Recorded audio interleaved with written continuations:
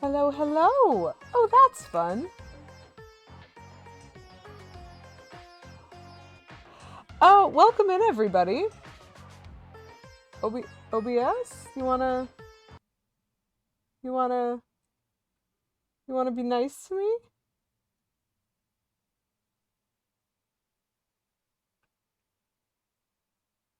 It don't wanna. There we go. So that was very interesting because it was working fine when I switched over to my starting suit screen, and then it just wasn't. This is fine. There are some things I know how to fix. Do you know Friday? You're right. It's very Friday.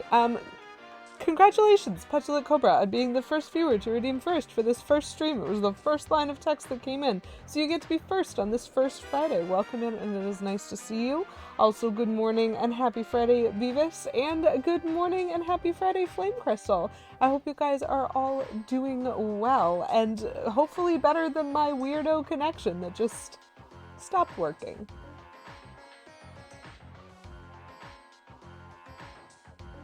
Flame Crystal, thank you for redeeming third. Oh,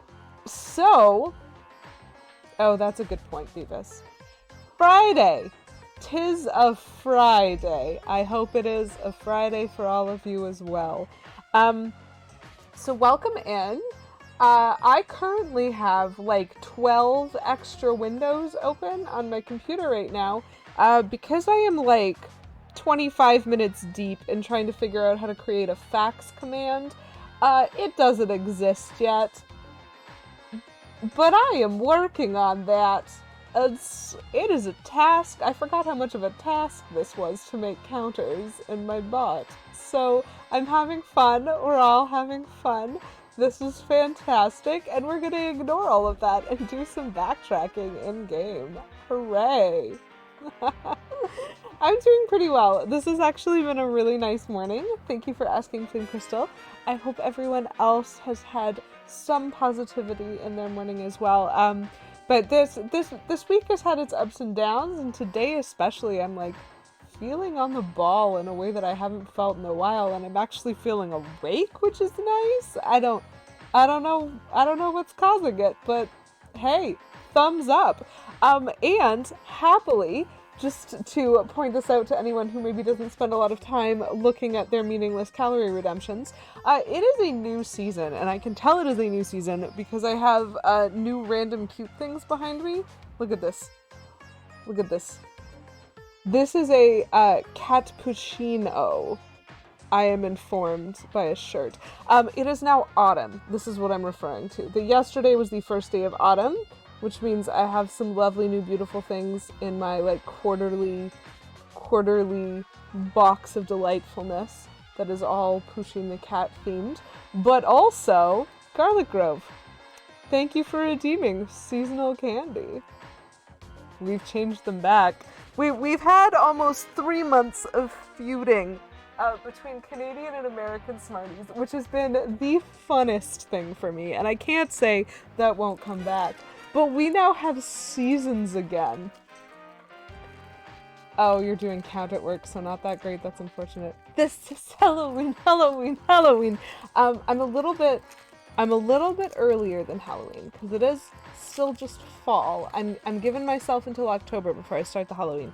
So for the next week, my seasonal candies. This is very hard to see.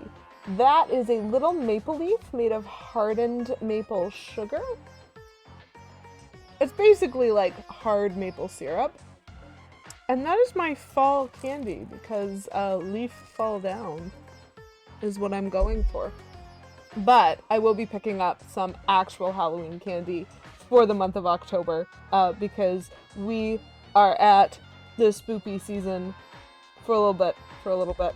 Just we here in Canada have some oddities that we start fall and then we do Thanksgiving and then we do Halloween like 2 weeks later. 3 weeks later.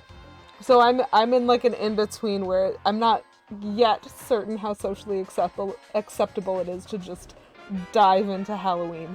Except also my work has already dove straight into Christmas, so let's ignore all of that. And we're fine! Anyway, thank you again, Garlic Grove, for that seasonal candy redemption. I'm very excited.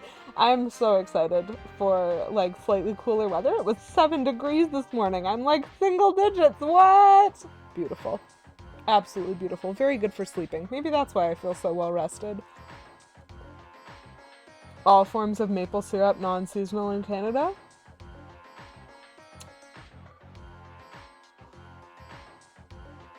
Maple syrup is constant. It's the Canadian constant. But I'm calling it seasonal because you tap. I don't know, man. We always went in the fall to watch trees get tapped at our school trips. Don't at me. I don't know what season anything is. Anyway, we're in Las Vegas, I guess. This is fine. Did I find a pipe? I found a pipe in the desert. I might have to finish this level before I can actually do backtracking. Yes, I know there's a toad. He's definitely up there, but I can't figure out how to get to him. Do I just hit this? No. Okay, so y'all can see the screaming toad in the middle of that sign, right? I don't know how to get there. Can I climb trees? No, but I can get confetti from them. That's nice. Well, well, this is fine. Oh my! Hole Puncher 83 is now following. That's a great name.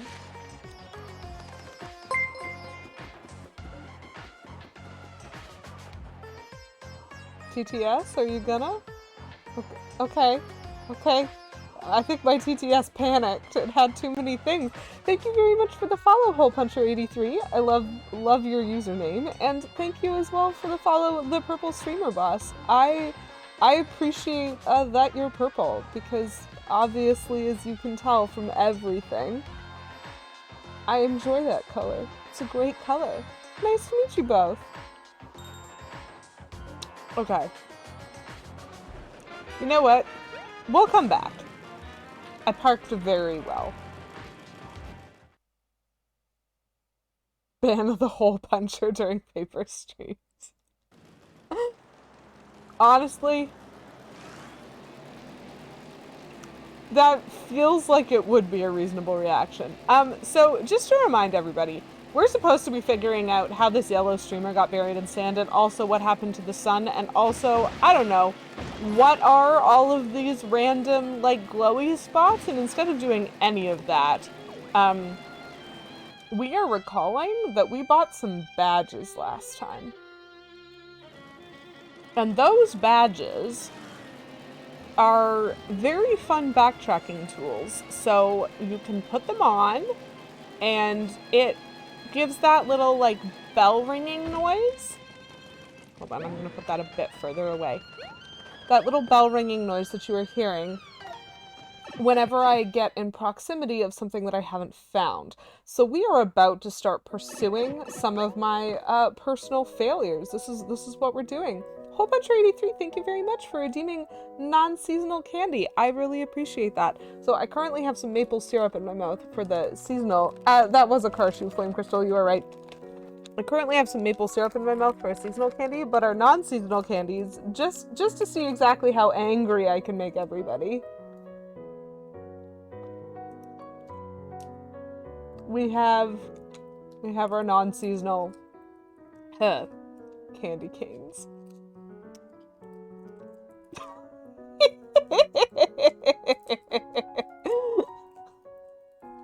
Leave now! I do like mint flavor, so I accept. It is not! You're right! That's why it's the non-seasonal candy redemption. Because it is not Christmas time, and this is not an appropriate time to be eating candy canes.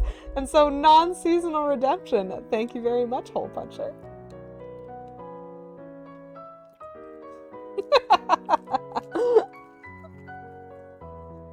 Sorry, I'm finding that too funny.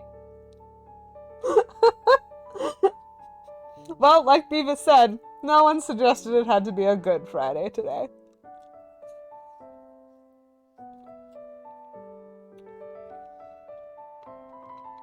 Don't at me with your grammar checks. I'm already mad enough at MS Word.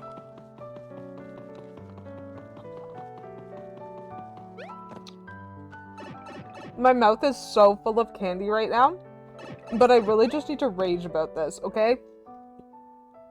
The last update that my computer installed meant that there was like a whole new editor for the Microsoft Office programs, and so Microsoft Word now on my computer is like, hey, we have all of these new editor features. Do you want to keep using the basic one like you've been using, or do you want to upgrade to the advanced? And I was like, I don't want to pay you money.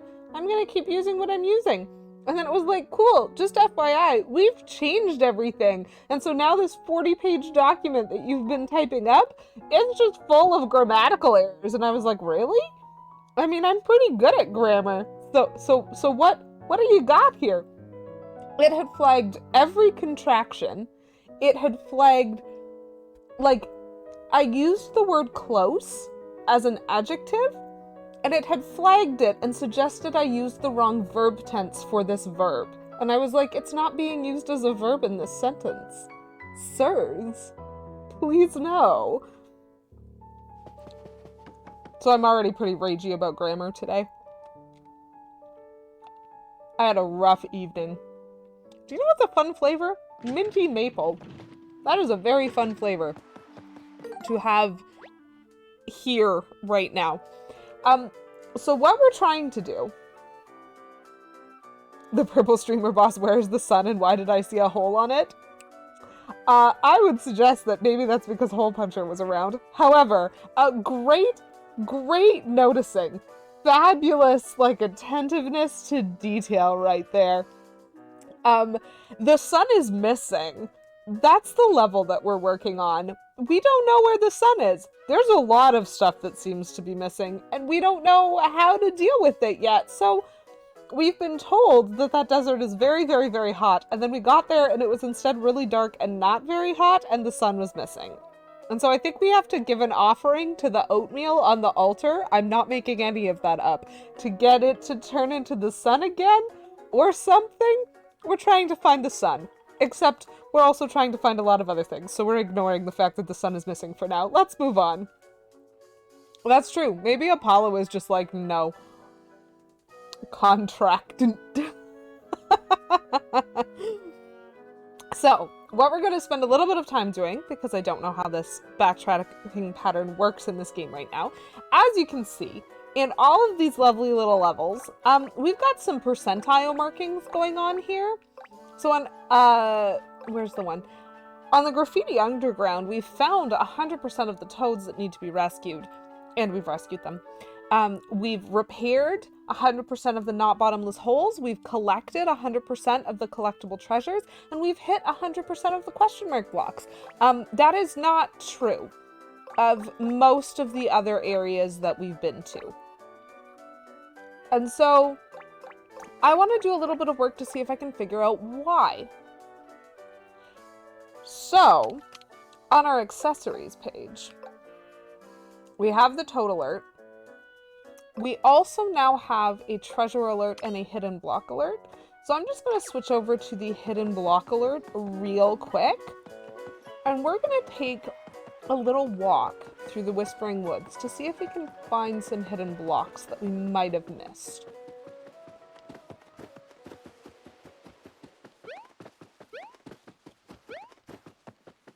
As usual, there is much walking in any RPG style games. Oh, come on. More confetti than that, please. I'm also taking this opportunity to replenish my confetti a little bit because my bag is in need of some TLC.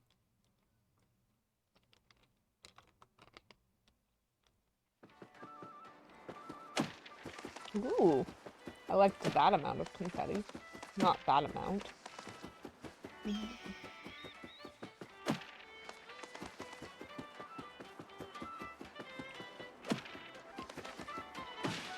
It is worth noting that I truly don't know where I haven't gone. With some exceptions.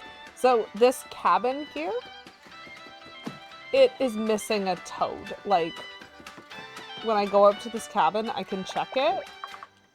And he just tells me that the toad who lives here is gone. And so it is very possible that we can't finish this level until we rescue the toad that lives there. Which would be awkward. But we're gonna give a run through it anyway.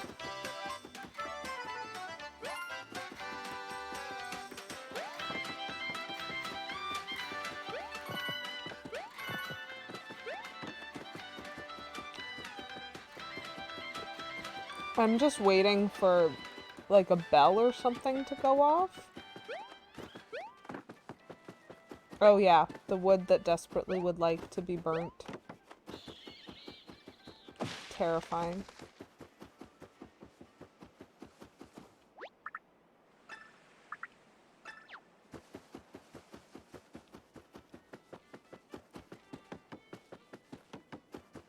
I mean, am I gonna find anything? Is this level secretly like the last level that you can 100% in the whole game?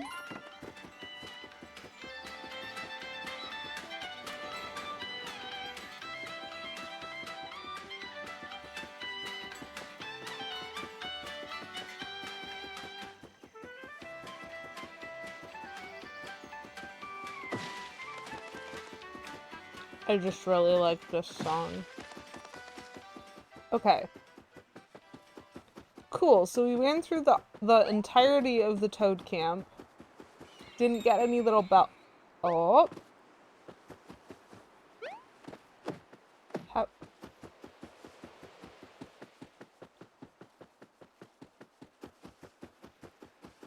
How do I get it to ring again?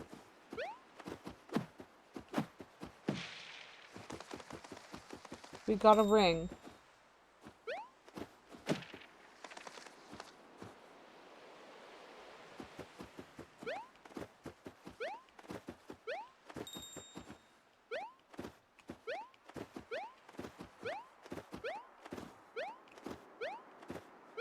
I don't know how carefully I'm supposed to check. So, at that little crease, and then at the tree. So somewhere between the crease and the tree, I guess?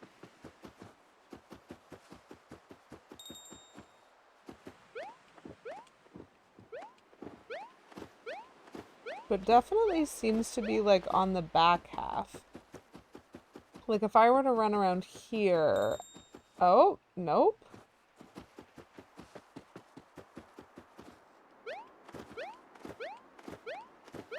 Oh my gosh. Aha! I found it. Amazing. Why? Yeah, okay. So, this actually confirms something for me. I was really confused that I could go through the first level in the game and not have hit all of the question mark blocks, and I was like, are they hiding things from me? And we found hidden blocks, but mostly there's like squares on the ground to indicate to you that there might be something there, like some kind of shape or break or whatever. This is just above a flower. There's no particular reason for me to jump in this spot. Oh, this game is cruel. This game is so cruel.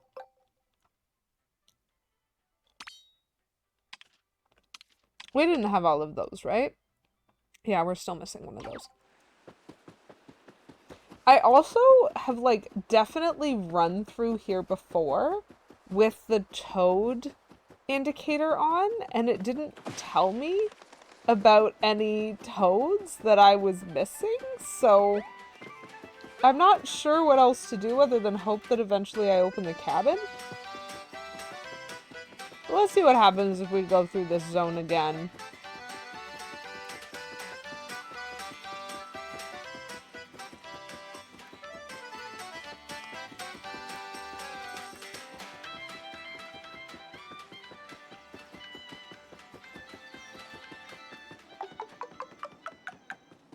Love it. Okay, I think I'm actually gonna make a beeline for the house. to see if this goes off near the house.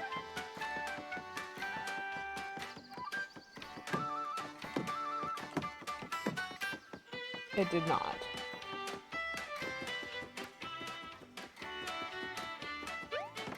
So I'm absolutely still missing.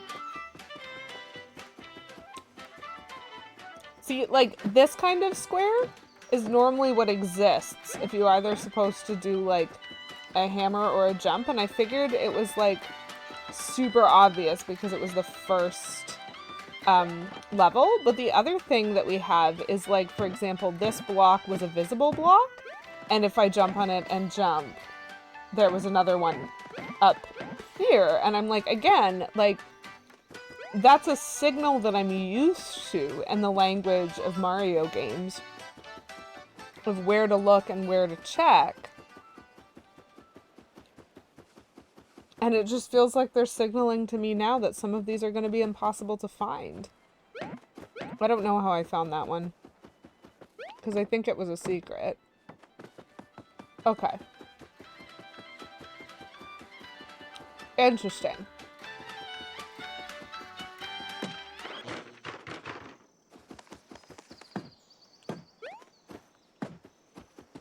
I am doing this specifically because I want to make sure there's nothing hidden in these speakers.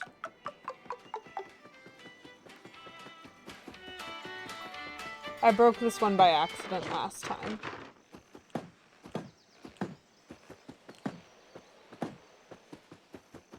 Nope.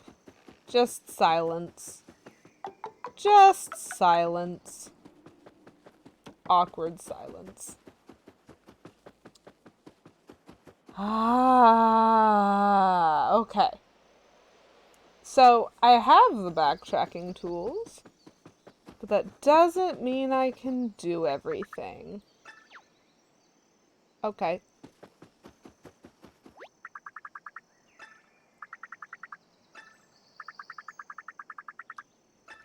Yeah. Yeah. Huh.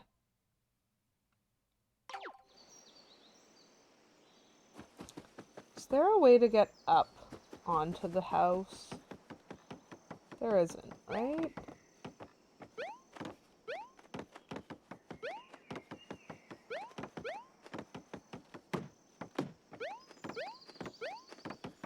Because I know I'm missing the Toads Rescued as well on this one.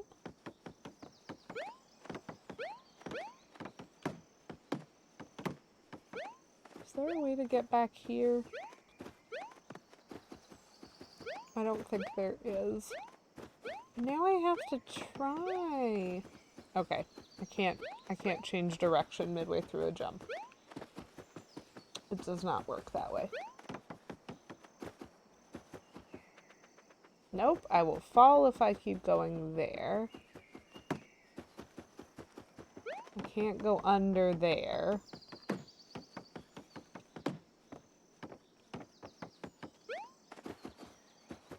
Huh.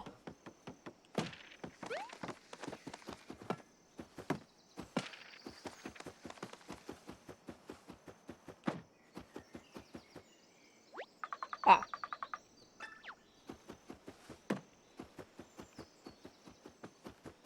Okay. So if there's a way to interact with the cabin right now, I don't know it. And also none of my, like, little searchables are going off. That's disappointing, because I'm still missing at least one toad and at least one treasure then from the first level. Blech. But we can maybe find some stuff in Picnic Road. Because we're missing a couple of blocks there. And now our confetti bag is full once more, which is very useful. But I'm narrowing my eyes at this game still. Because I still feel like I'm missing something. And it's very hard to tell in RPGs if you're missing something because you're bad, which is, I think, what I suggested at the beginning of the game. I was like, maybe I'm just bad, and therefore I'm missing these things. Or if you're missing something because the game doesn't want to allow you yet to access it. So this is a shortcut, I think, to the sensor lab. And the sensor lab is on Picnic Road. So that was my way of just kind of avoiding having to run everywhere. Aw, the sad. Okay. So, we're missing some hidden blocks. I'm just gonna run into this Goomba, because I think you get more money from actually doing the combats.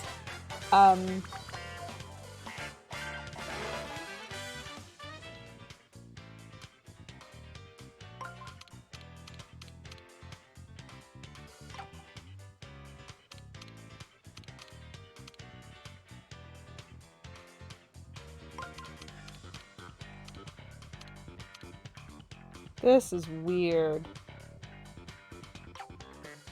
Why isn't this just simple?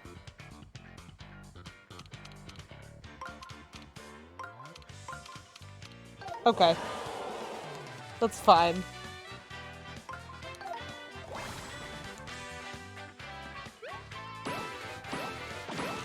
So we're gonna do some combats, and we're gonna remind ourselves that I'm bad at these ring puzzles. Woohoo! Goombas. Boop. Yeah. 250 coins is more than like the 10 it gives me for just destroying them immediately. And that's pretty good.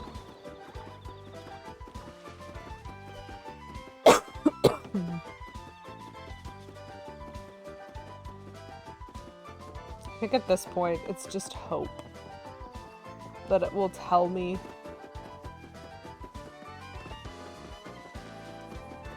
Nothing here, right? That's fine. So this is the beginning of Picnic Road.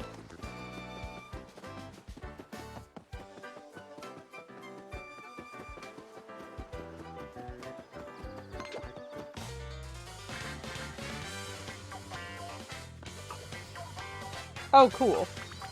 There we go.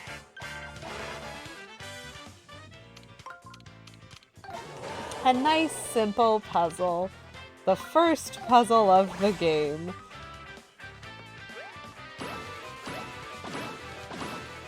Lovely.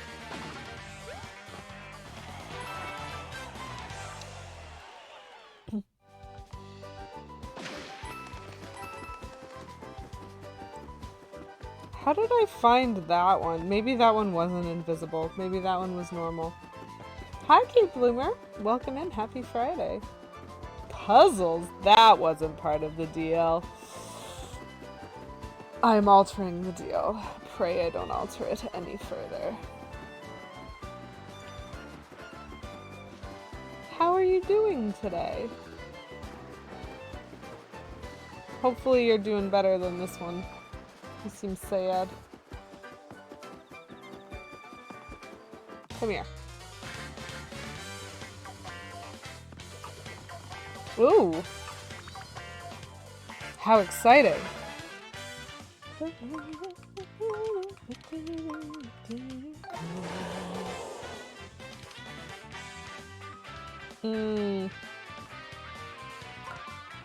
Yeah, that's fair. I think I'm a little tired a lot, so definitely understandable. But some weird days, I hope that settles soon.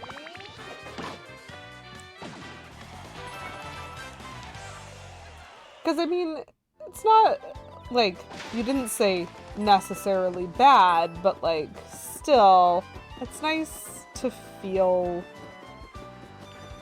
normal, I guess, and so I hope that you're not caught up in weirdness for very long.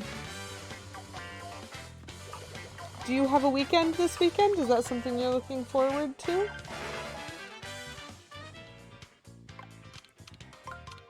I'll do that.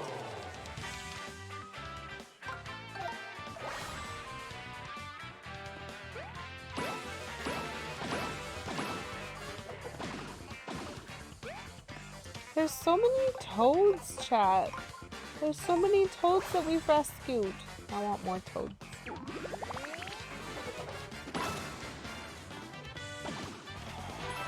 I think I've had an interesting week, like, just to talk about myself for a bit, not necessarily related to anything.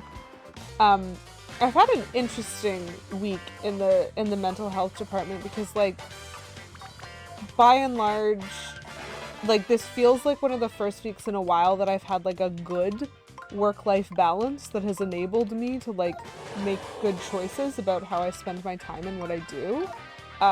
And so that was nice. That's been nice. Play games and distract yourself for a bit? Yeah. Understandable. That's one of my favorite things to do as well when I'm having, like, an odd sort of me. Is just, like, read a book that I know and like, watch a movie that I know and like.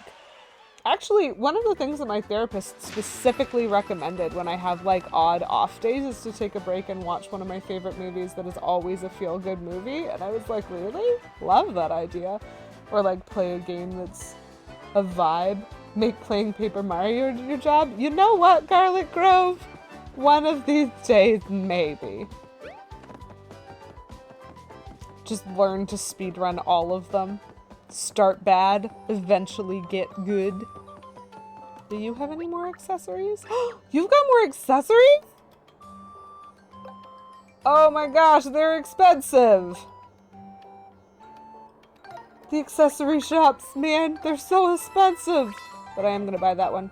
There's now 2 accessory shops that have an accessory that we can't afford. This is fine. Series % Paper Mario. Oh, hey, C-Jinx! Nice to see you this morning. I will also see you later, I'm sure. But thanks for stopping in for a few minutes. 'Tis lovely. Alternatively, play the N64 Paper Mario and bake a cake for 4.5 years as a stream.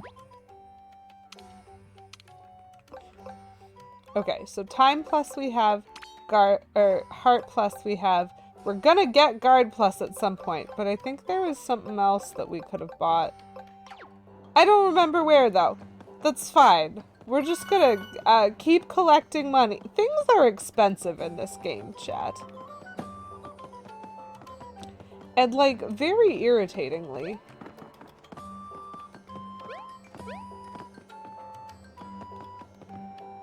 Perfectly acceptable to bake the cake for that long and it won't be overdone or undone. Yes. Yes, exactly. I was wondering if it was a reference to something like that. Sorry, do you have another collectible treasure?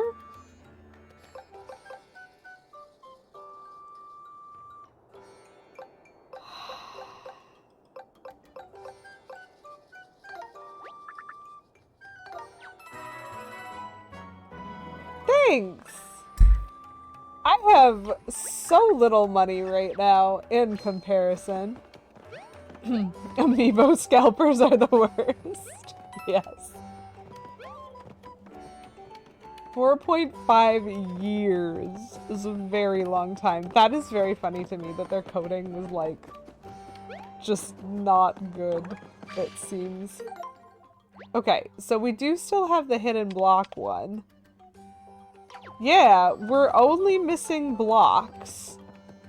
Where do I go to find more blocks to hit? Old games and their spaghetti codes, yeah. I think, so, one of the things that I've noticed about myself, I guess, is that I vastly prefer things like speedruns of the older content that are like that. So, for a long time, my favorite speedrun to watch was when ZFG was doing runs of, like, 100% runs of Ocarina of Time. Oh my gosh, I loved those. because they were just so broken, but they also, like, still required you to be good at playing the game. It was fun. Yes, the 16-star Super Mario 64, yes. Absolutely. So, like, just the things you can break and how you can break them. So good in some of the older games on, like, N64. Well, I guess even some of the GameCube ones, but, like, principally, that era was just a very good era for some really cool speedrunning. Red Blue is basically held together with duct tape and hope. Yes. That is not inaccurate. There were a bunch of people doing no-hit OOT runs. Oh! That is interesting. I've seen a swordless run of A Link to the Past, I think. That one was interesting. Because it... Yep. Okay. There's a block somewhere. What are our parameters for setting off this block?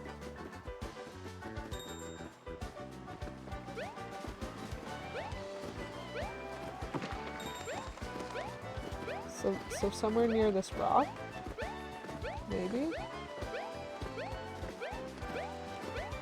Oh my gosh, we're gonna be here a while, chat.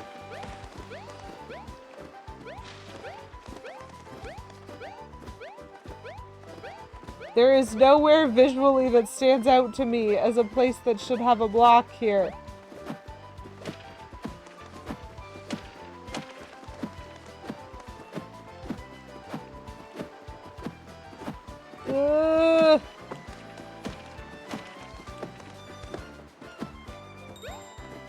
Okay.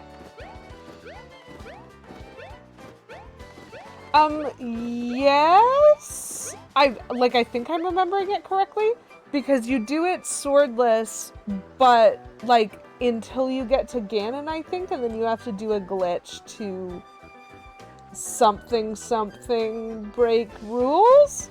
It is an old speedrun. My goodness. If I can find it, I'll try to send it to you, like, as a YouTube link or something. But I thought that was what I watched. There was just, like, a caveat to the category.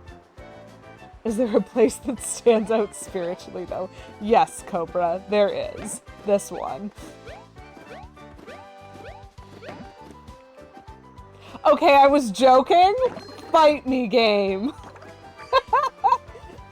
This one stood out spiritually, and I was like, so I thought it would be a partner to that. Let's just jump in a line here. Oh my gosh. Okay, so Picnic Road is now 100%. Look at that. So then Overlook Mountain, I'm missing collectible treasures. Interesting. So, oops. So if I put on the collectible treasure alert and then run through Overlook Mountain, do you think maybe it'll give me warning? The answer was vibes, not logic. Yup, sure seems like it.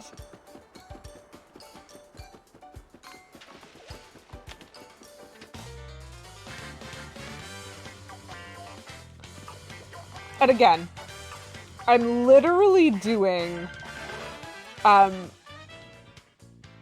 only get 2?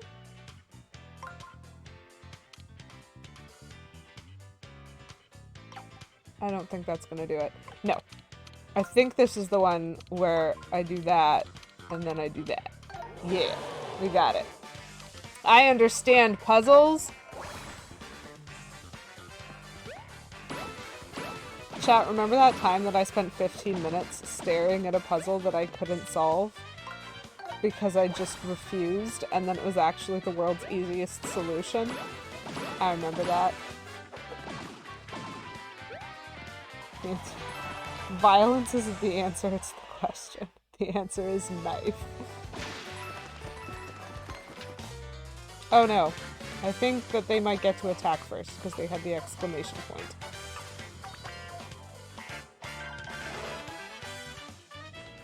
No? Okay. That's fine then.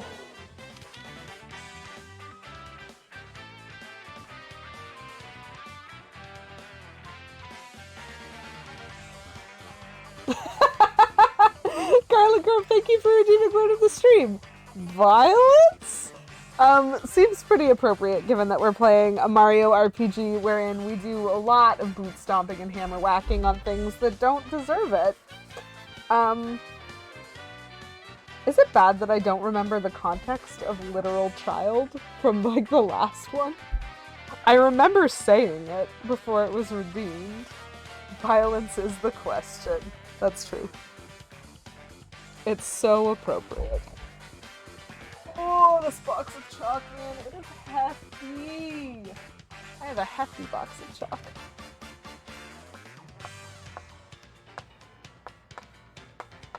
Mario always wakes up and chooses violence. 'Tis very important that it is in question format, so there you go. Word of the stream. Violence is the question. Very good that we had battle music. Just very timely that we had battle music for that. Boots. I'm doing such a good job grinding for coins and then I'm spending them all. This game is so cruel.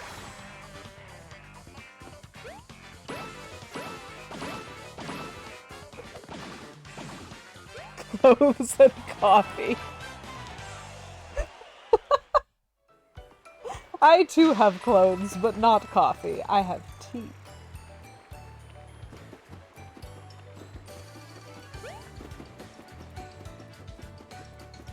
Oh, what's this? Kate Bloomer was hoping for a reference of some kind? That makes sense! That makes sense. That makes sense. I'm looking for a collectible treasure.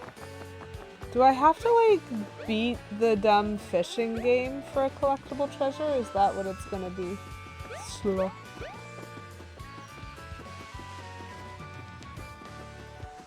I am running everywhere, game! Oh, okay, I'm literally in the air, but that's fine.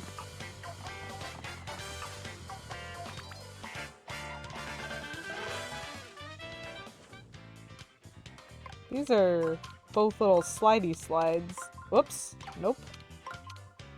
Both little slidey slides.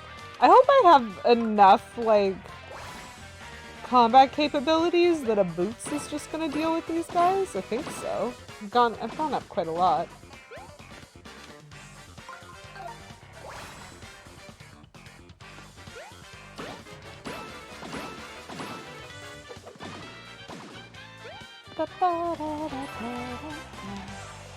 I know this isn't related to what you said, Kate, but my socks today have unicorns on them, and I think that's delightful.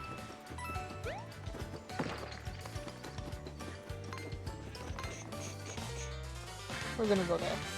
I wonder if that dastardly mole sells me collectible treasures. It's absolutely related? Okay, fair enough. Look, it's a little unicorn, and also my foot. You're welcome, everybody. I know that that was what you wanted to see today. Also, good news is I did that while I should have been solving a puzzle and I still had time to solve the puzzle. Everything's fine. I'm totally aware of what is going on in this game and in no way very much need to be reminded that there are timers in this combat.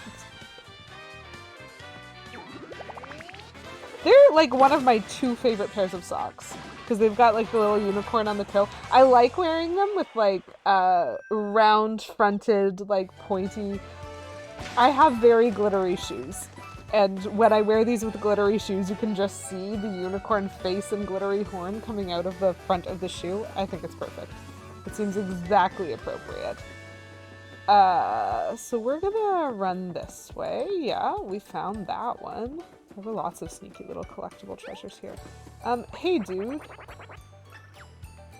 Okay. So he does not give me a collectible. That is fine.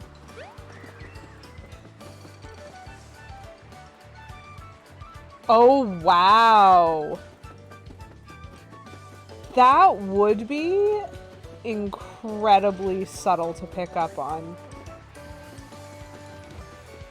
Still no bell ringing. I do like me the subtle nerdy references in sock form, I gotta admit.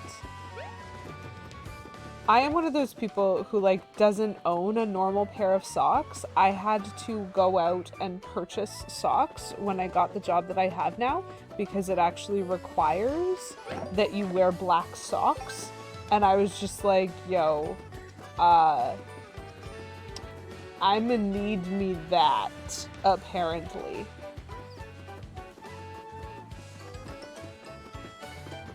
So now we're gonna go this way.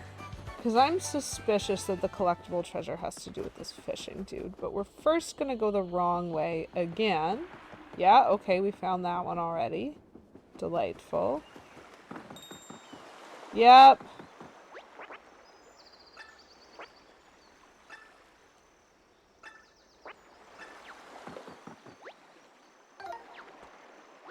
What am I supposed to catch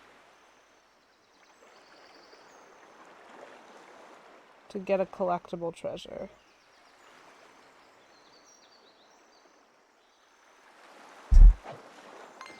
Because ostensibly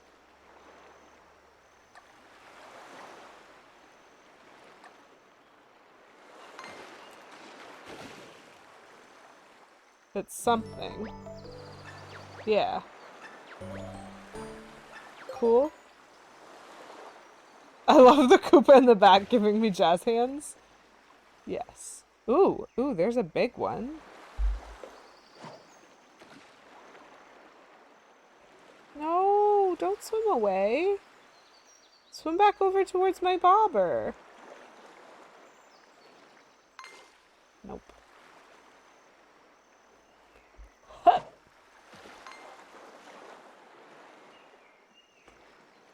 I don't fully remember what I'm doing right now.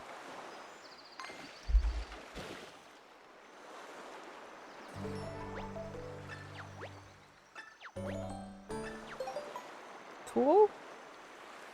I caught a cheap.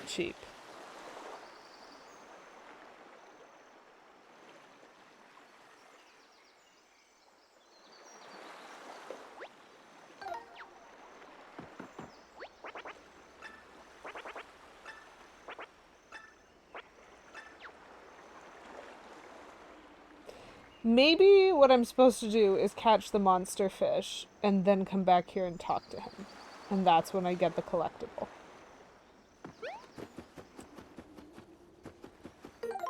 That's my best conclusion from what I'm seeing as options there. Okay, so we do need to go... Oh, we need to go back to Overlook Tower. And then we do need to go to the Earth Elemental Temple, which is fine because I think Overlook Tower has a pipe shortcut to the temple. Because that was the flow that we had to follow. Cake was mentioned. You're now making cupcakes? See, Jinx! Is it your job to make cupcakes?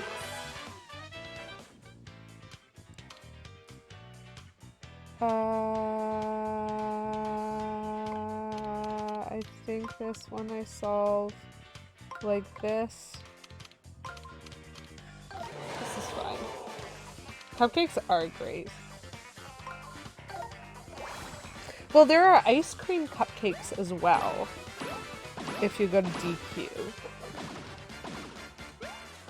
But I think it depends. Yeah. Like mini ice cream cakes. They're fantastic. In my opinion. But I do like desserts, so I'm not sure how that would stand up for someone who doesn't like desserts.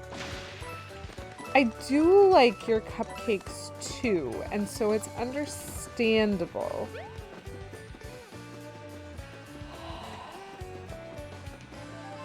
Is there another... No, there wasn't. Okay. This is fine. So Overlook Tower is this way.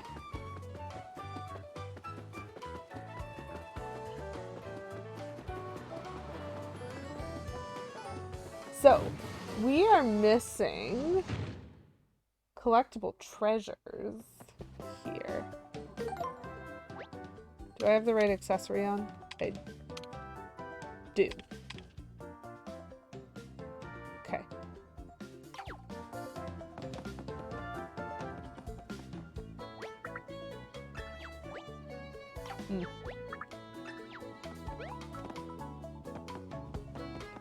Everything looks very normal so far.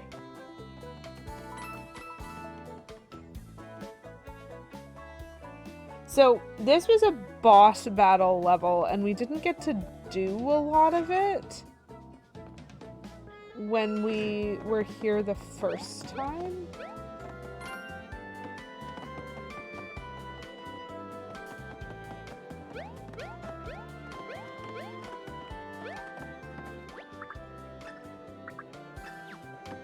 Right, that toad. I remember that toad.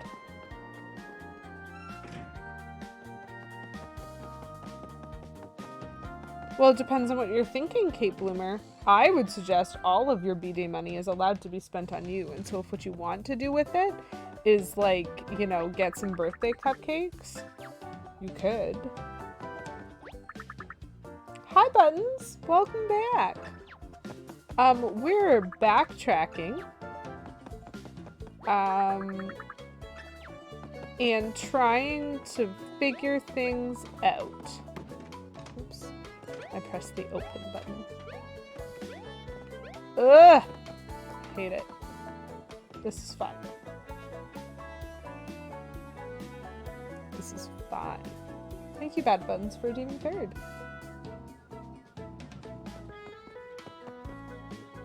Huh. See, Kate Bloomer, now you're distracting me. Because I remember them. Now, it's been probably a hot 3 years.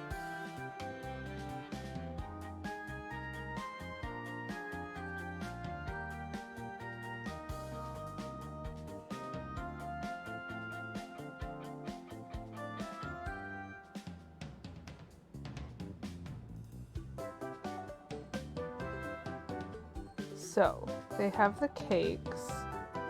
Yeah!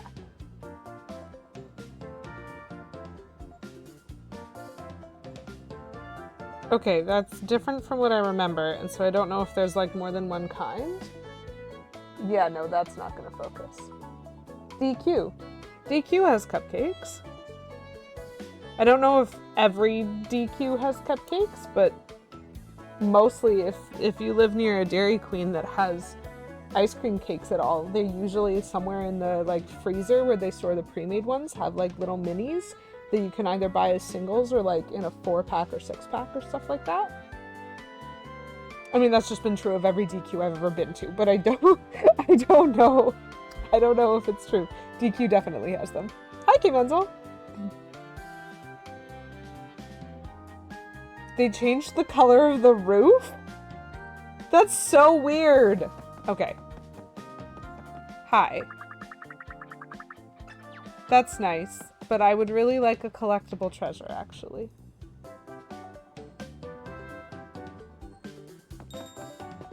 Aha! There's something. Chat, there's something. Hi.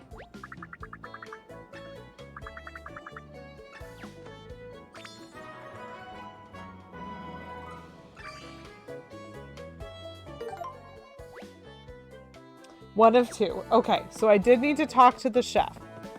That's nice. Let's leave the room and come back in just in case. This is fine. Okay, cool. So we just didn't talk to everybody afterwards. Obviously, that's what one needs to do. Ooh, laundry folding. I love doing laundry folding when listening to something. It's so much nicer than doing laundry folding, like, all by oneself, with silence, which is what I used to do. Okay, so, let's just run all the way around the outside. This is fine. I tolerate doing laundry folding. Honestly, K. Menzel,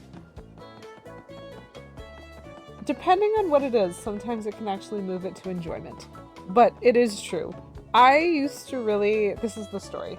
I used to really enjoy doing laundry chat. It was one of my favorite, like, tasks, I guess, in a sense, that one needs to do around the home.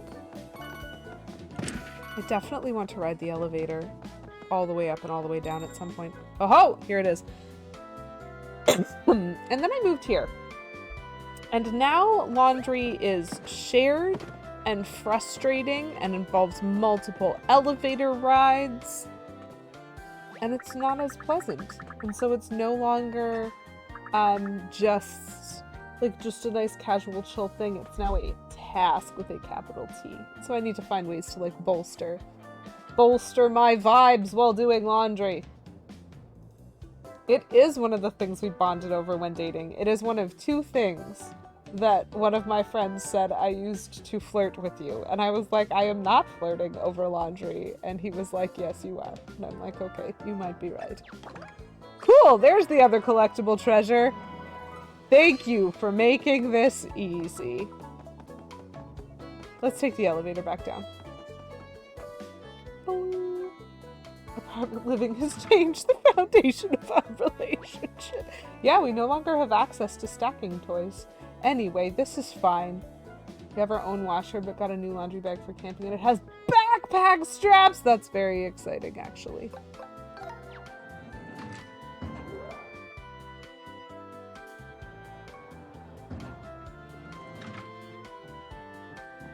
At the old place, it was one set of stairs away. You always had to be paranoid about being fast to get the laundry out of the washer. So that's kind of my point.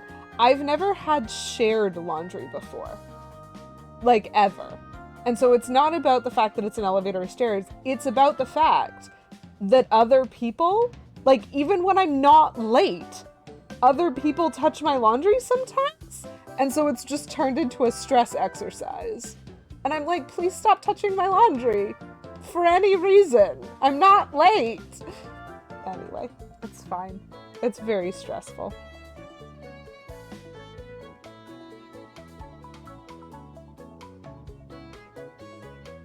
Yeah. I mean, maybe. Also, like, I don't know, people use the elevator weird in this building, and sometimes I don't like that either. I don't really like sharing tiny boxes with people who are being odd. But again, that's more of a where I live problem and less of a laundry problem. Let's go this way. I know what I'm looking for. Laundry! Yes! That's fine. That's fine. Oh my gosh, wait, hold on. Is that like the Zelda Mask? Like the hand that like snatches you and like drop. Oh my goodness. Now I'm having nightmares. That's great. This is fine. Yeah, so, but like, Kate Bloomer, that's fair. Like, I understand that. Especially if it's like an out of the dryer thing. But, I don't know. SNES version of the hand, but OOT colors. Okay, so I did recognize it. That's good. That's good. Like, if I left it for a whole afternoon, I'd understand. But, like, the most recent time that it happened, like, actually story time, the most recent time that it happened, legitimately, when I started the washer, there were, so there's 3 broken dryers right now out of the, like, 10 that we have. And so I understand that's frustrating, especially because the dryer takes longer than the washer. Whatever. But I started my wash cycles when there were 0 other people using washers. And so, like, I was using 2 washers. None of the other washers were busy. And one of the dryers was halfway through a cycle. And so I was like, cool. So there's 6 open dryers for my 2 loads of laundry.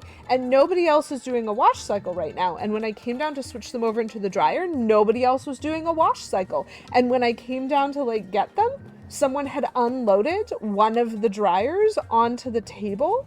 There was still nobody in the washer, and there were still 5 open dryers. I'm like, who the heck touched my laundry and why? I don't understand. And so I, like, truly have no idea why someone would just open a dryer that wasn't theirs, take out the laundry in it, and not use that dryer. Or be doing laundry, ostensibly? Like, who even was this? So I'm like, maybe it broke? Or maybe the building manager needed to do some cleaning and needed to access that particular dryer? Or, like, it was a repair tech? I'm like, I don't understand. But I also, like, showed up when my other dryer finished, and, like, I don't know, but it makes me uncomfortable. And so it's just a stress. It's just a stress experience, and that's fine.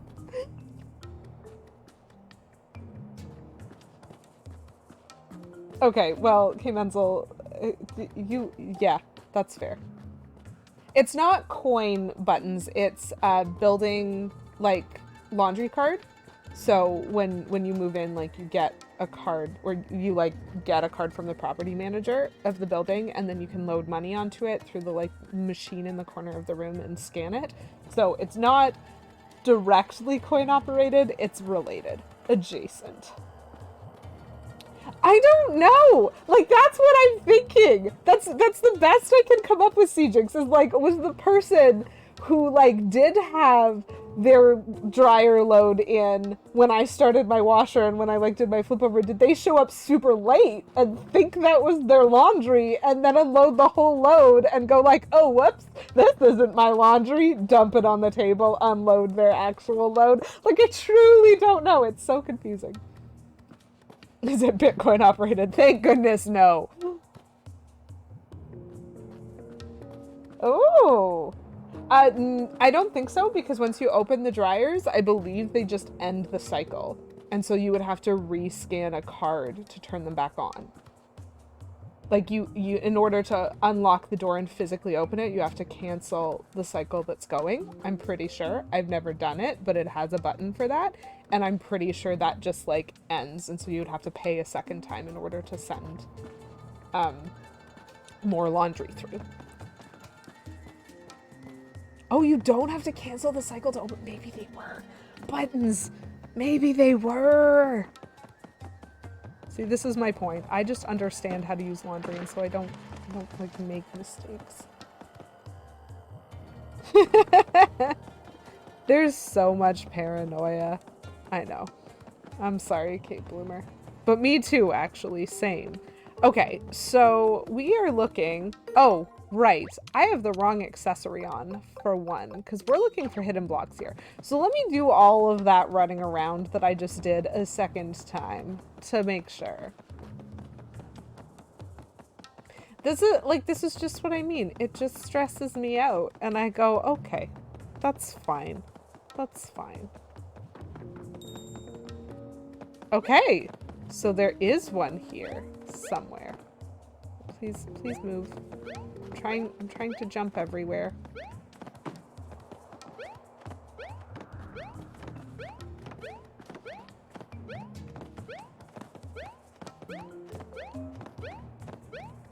That would be an interesting thing, buttons, but they also close the laundry room once a day for cleaning, and it takes 45 minutes to clean. And so if I were required to tap my card within 20 minutes of the cycle ending in order to open it, depending on the timing of laundry, I might not be able to, because sometimes I'm not permitted to access the laundry room. Bring your laundry with you when you visit. Fair. So, like, there... okay, I need to do a vibe check again, chat. So there is a block somewhere. Supposedly. Sorry. You got in my way. Is it here? So I can't jump onto these things. Oh, okay. I see what you mean. Yeah, that's fair. Is it... Why are some of these slightly different colors? That makes me suspicious. Okay, so it was where that guy was walking. Ha. I found it. The vibe check on where they're hiding some of these blocks, though, is something. How is it not right here? Okay, where does the... It goes off here.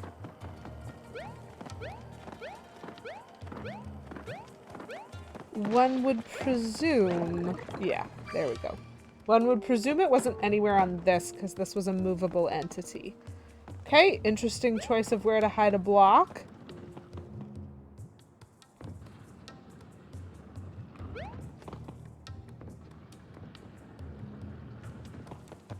Hit the save brick again. How are we doing, by the way? 75. So, I am... Whoop.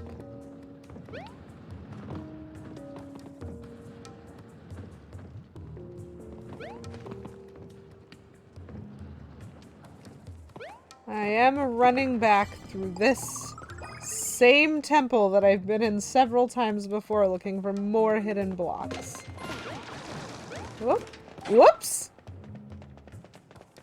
Hi, I fell, and then they didn't let me move. This is fine. It is a salty run back now! It's fine. So if I do that, and then that lines them all up. Is it a salty run back? Thanks for redeeming Dehydrate. It is now! The dryers were so bad that you would have to run them 3 times. Oh. Wow. Well, we were very much on the same wavelength there, Kate, including in terms of wanting chips. So we are still continuing our cheddar and sour cream made in Canada flavor. It's salty and cheesy. Very cheesy, very tasty. I like them.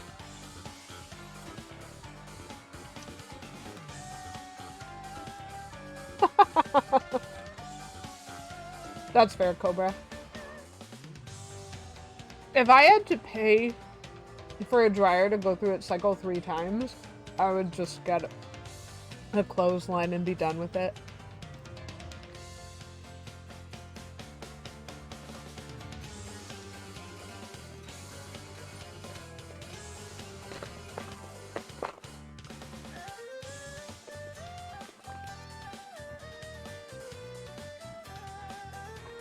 I would agree, Buttons. It is very fortunate when you get to live somewhere where you don't have to share laundry with anyone except the people you live with. Like, I would share a laundry room with K Menzo, but not with the other people in this building.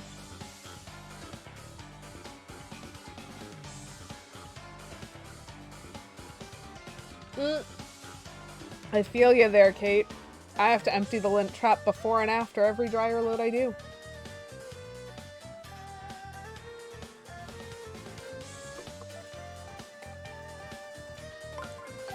Okay, we're just gonna boots all these turtles.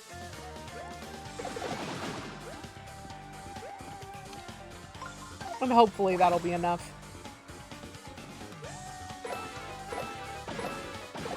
It will be.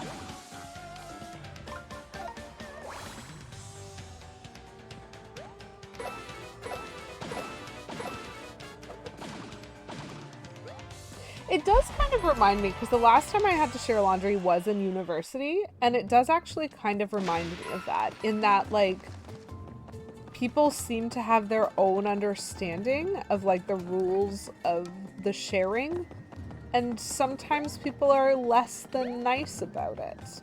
And if they were just, you know, if they were just to be a little bit kinder.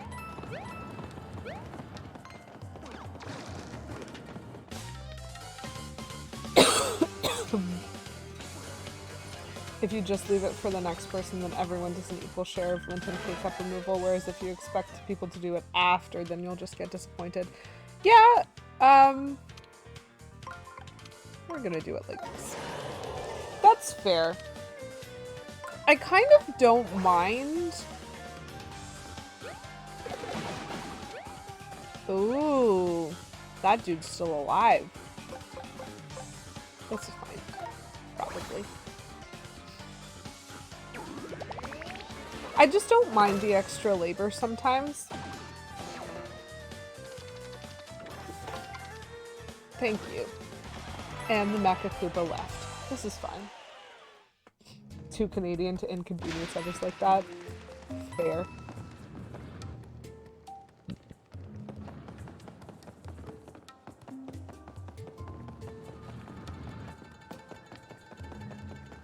Okay, I'm still getting no, like, hidden ringing noises.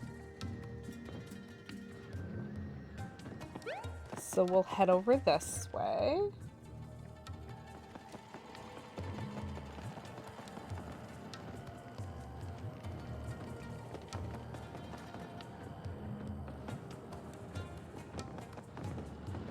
We're gonna explore up here first, is my plan. Aha! Is it here, or is it in the next space? Or is it in front of me? So it could be down there.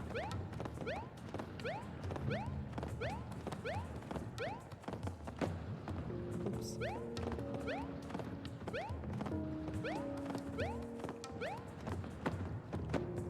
So there's something around here somewhere.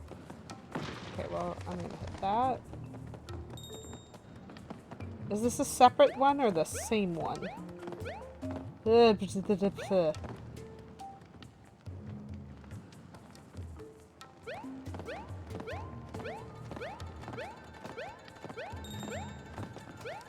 it feels to me like it might be part of the same one.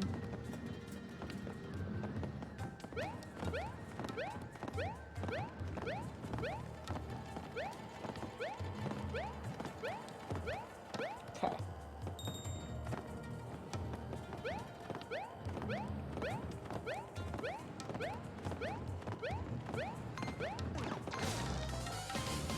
This is fun.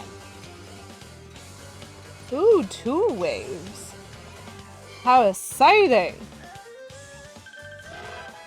Okay. So if I do that, I can then shimmy that one forward.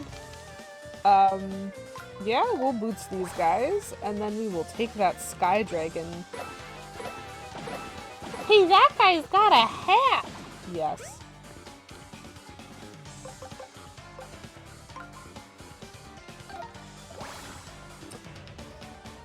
You make a good point, K-Menzel. One of the issues that we've experienced specifically with our shared laundry is people who use, like, fabric softener or, like, dryer sheets in their laundry that ends up, like, this isn't their fault, but I specifically have a really strong allergen to most, like, chemical perfuming that goes into laundry.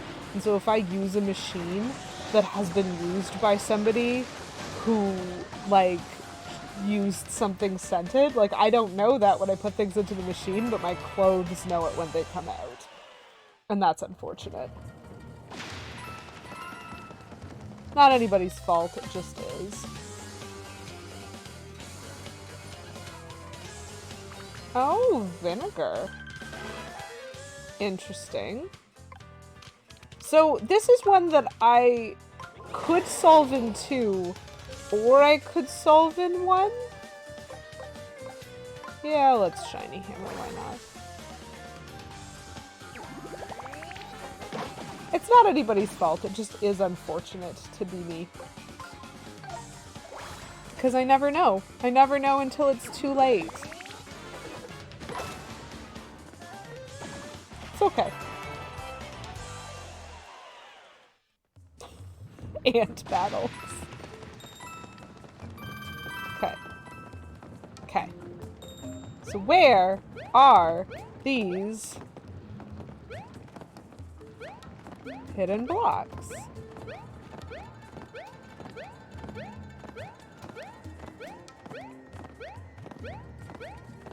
Slash this hidden block? I'm not actually sure if it's singular or plural, but they're kind of ringing in between these two. There they are, directly in the middle. Delightful. Oh, sieging's always. This is more again, though, rather than still. They've located our kettle, so we need ant treatment again. It's rude. Pour it on everything! Yes. Yes. Yes. Mario does have a hammer, though, so even though he hasn't dealt with ants, I thought so. There is more than one.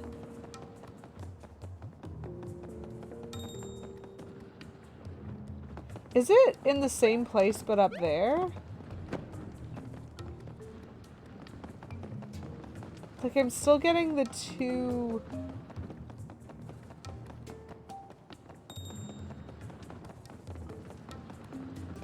This is fascinating. Okay. Where do I go?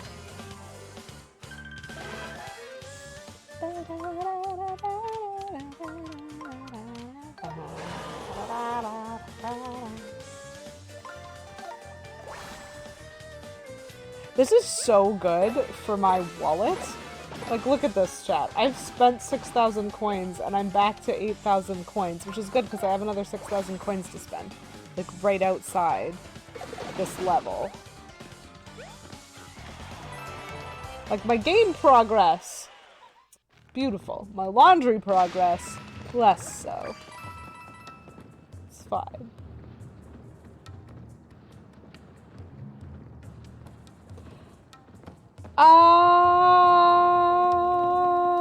Kate, that's a very good question. So I think there should be a brick like that on the other side, but I also thought I jumped there. So if I pass the first one and just jump here, see how it's not there?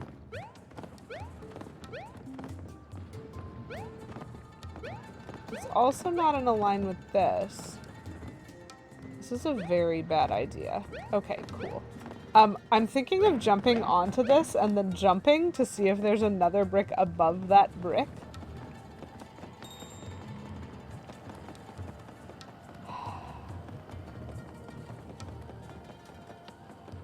Ah, no!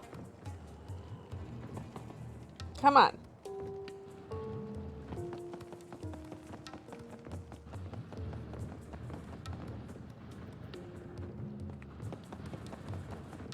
Oh, no, that was the wrong time to run. This is fine. It does, doesn't it? I just have to, like, get the jump right. And retrying involves a lot of moving. I'm not very good at three-dimensional jumping forwards. It's not a skill that I've developed very effectively.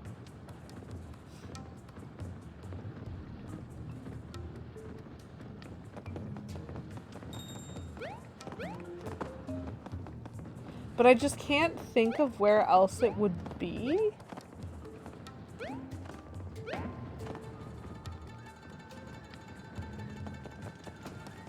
Now I have to do that again, because I fell off afterwards.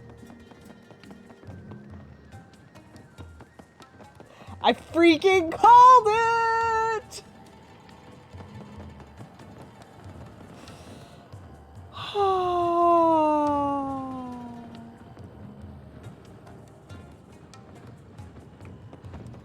Pretty sneaky, sis! Okay, so now how do I make this jump with it there?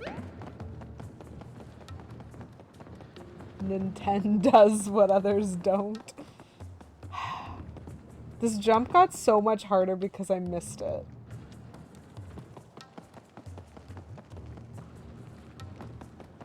You think I'm not going to be able to make the jump?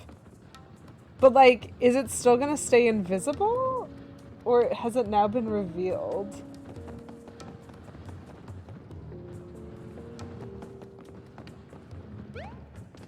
Yeah.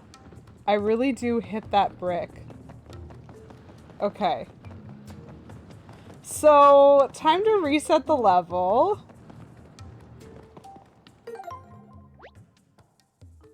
That might be the last brick that I need. What a weird thing to do.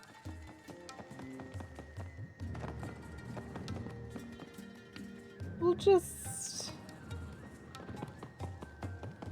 leave. It'll definitely be fine. And go back. Perfect. Perfect. You think? Because it doesn't respawn enemies if I just go in and out. And so I think I need to reset the whole level. And I will. I will do so.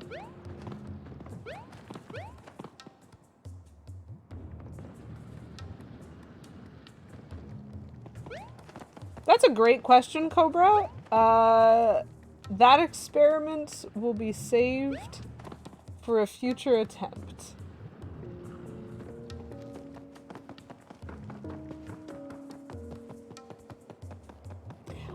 By my rough understanding of the distance of the hammer, no. But I don't control what Nintendo allows, so this is fine.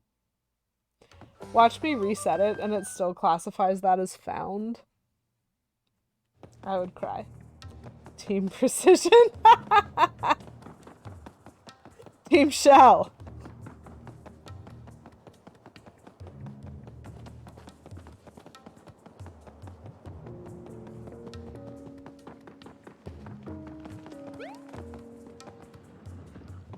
Like, this isn't supposed to be a precision platformer.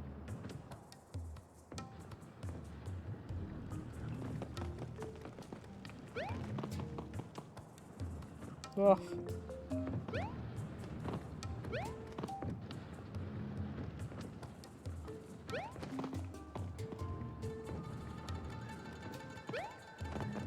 Okay.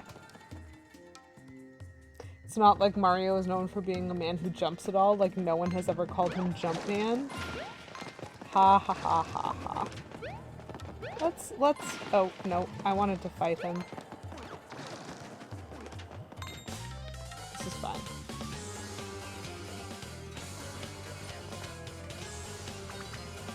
Oh, this one again-ish, maybe, kind of? What happens when I do that? Good. Great! This is fine.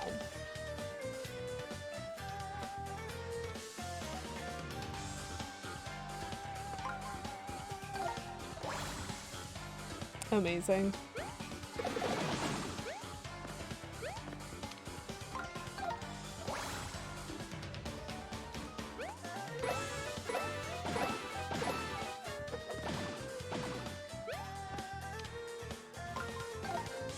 Cheese! Woo! Okay. More money!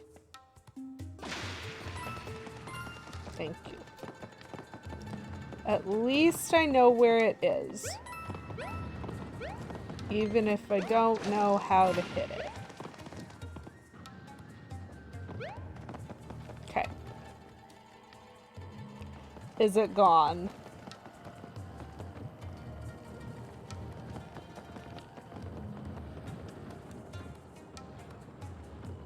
Paper Mario to the Switch for more money. I tried. Oh, good. It is again. Ah! Invisible. This is fine. It's gonna take me a couple of tries to land solidly on that block.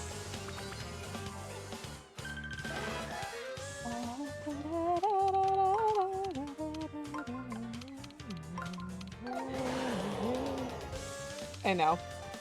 It's not even that it's icy. Like, this is the thing. I'm just bad. Because, like, Paper Mario is not... Sorry. I'm just bad is, like, caveat. Paper Mario isn't inherently designed to be a platformer, and so the controls don't, like, really function that way. And a forward camera jump is always annoyingly tricky in any three-dimensional game, whether or not it's a platformer. It's an annoying jump to make.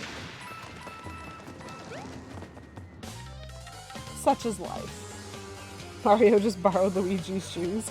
That's slippy, slippy Luigi. So the last time I solved this in one move, but we do have 2 ring moves because we're supposed to solve it like this.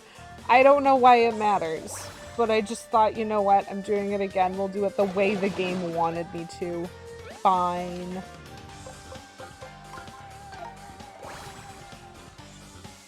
How do Mario and Luigi tell the difference between their shoes, actually?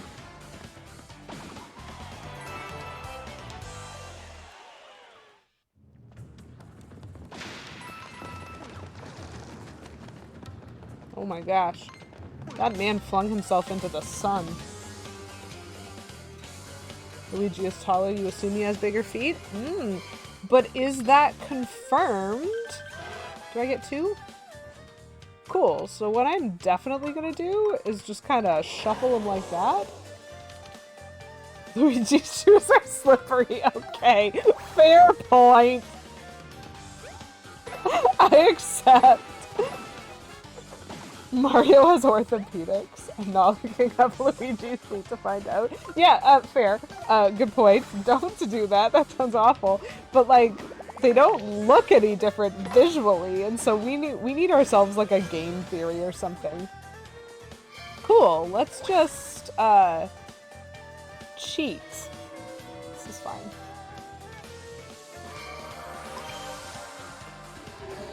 Olivia's so powerful. You go, girl. Press X to win! Yes.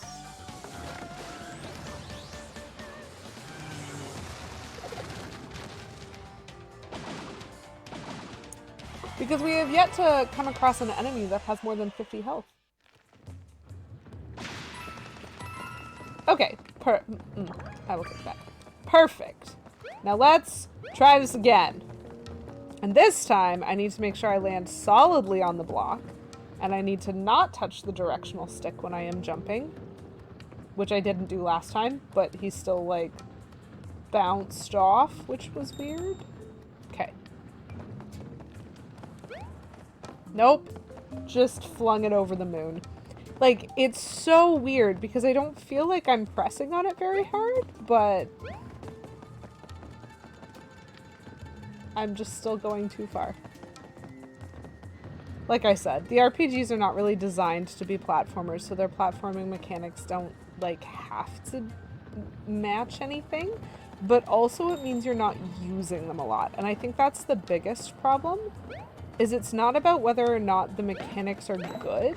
It really is about, like, if the purpose is not a platformer, then you're not practicing that platforming, and so you don't get the nuance of the controls under your hands in the same way, because that's not what you're supposed to do. Like, my use of my controller when I'm playing a Paper Mario game is more about solidly pressing A, B, whatever at the correct time in combat, and that's a very different type of touch than if I were playing a platformer, and so I don't use touch the same way when I'm playing a platformer, so I don't know. It's just my wires are getting crossed in my brain, which is fine.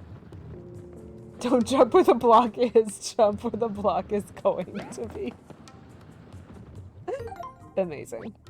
Okay, so I think I'm still missing one. So let's just do a real quick double check to make sure we don't have any more bell ringing going on here. Doesn't seem to be. Whoops. This is fine. This is totally fine. I'm not in any way feeling mildly inconvenienced by having to run down this path once more.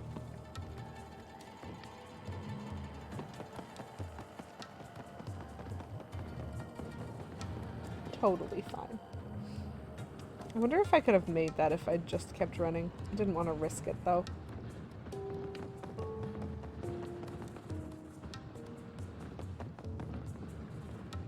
You make a good point. Even in 3D platforming games, Nintendo is not necessarily known for doing platforming mechanics well.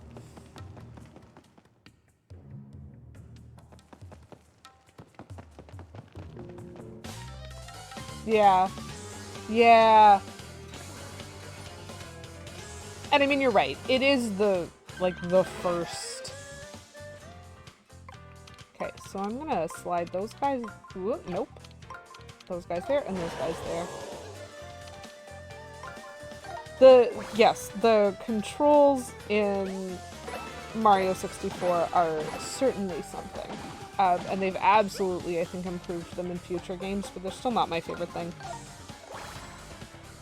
Which is fine.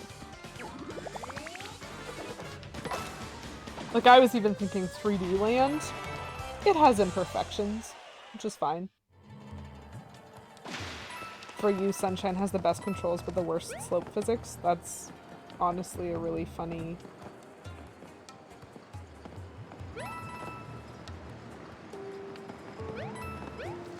Got it.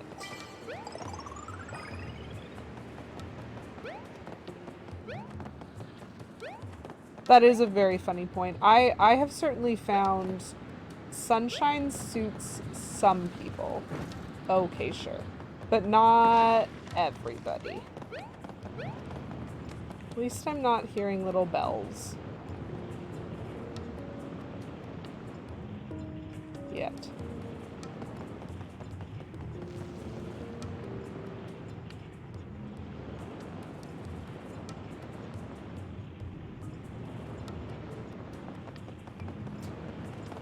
Yeah, I think you also make a good point there, Cobra, that some of the three-dimensional games, part of their problem isn't even just about the controls, it's about the camera. There have definitely been games that Kimetsu and I have played, often specifically Lego games, wherein the movement of the camera impacts the control inputs that you've just given, because the camera will like swap itself halfway through a jump, and so you won't land where you think you were going to land. It's awful. And I do think that contributes to the problem, even if it's not like the only thing that contributes to it. Not a fan of Sunshine. Oh! Oh, it's a Luigi game. That would be an interesting interpretation of it. Odyssey is the best since it doesn't have the slope issues. Okay, fair enough. 64 is garbage because of camera. Sunshine is marked improvement, still pretty trash camera. Galaxy is the first time the game controls smoothly. Galaxy 2 is a small step back, but maybe only because it's being played on the Wii and not on the Switch. 3D World is a different class. Odyssey is smooth as butter. Okay. I've never played Odyssey, and so I can't weigh in on it. I did notice a marked improvement of Sunshine over 64, and then I kind of stopped tracking, because basically the improvement was, to me... CJX, thank you for redeeming Hydrate for 69 turtle points. Nice. The improvement was, for me... Mario 64 is nigh unplayable for me. I am just not talented enough to compensate for the issues that I was experiencing. And Sunshine is perfectly playable, and all 3D games since have been perfectly playable. And so I kind of stopped dealing with like a more nuanced type of judgment, because I was just kind of like, cool, okay, now they're making 3D games that I can play. And that's basically where I stopped my analysis. So it's really interesting to hear some of these takes and just be like, oh yeah, that makes sense. Like, that's cool.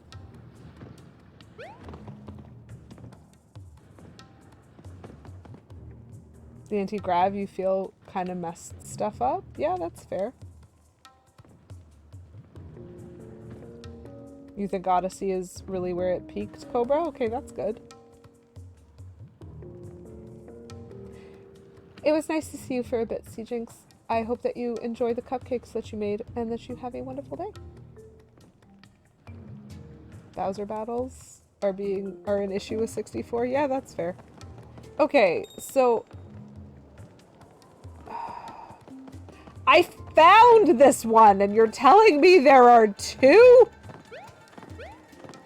Vibe check this game to confirm whether or not I'm willing to be patient with it anymore.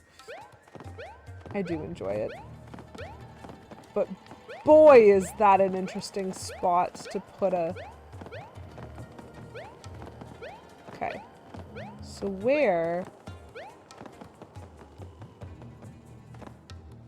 the other edge of that ring? Normally there's like a front end and a back end.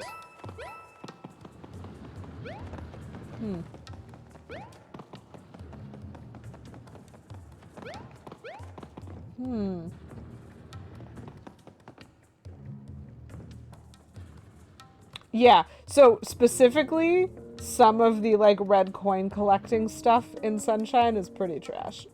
I succeeded at all of it, but some of it was trash, especially if it was timed. But wait, there's more! Do we need an authority on bad cameras though? Can't we just hope for better cameras? So, the only thing that I can think, like, am I supposed to get above this somehow? And it's another one of those dumb jumps? Yeah, I don't think that's possible. I really don't think that's gonna work. So it's about here.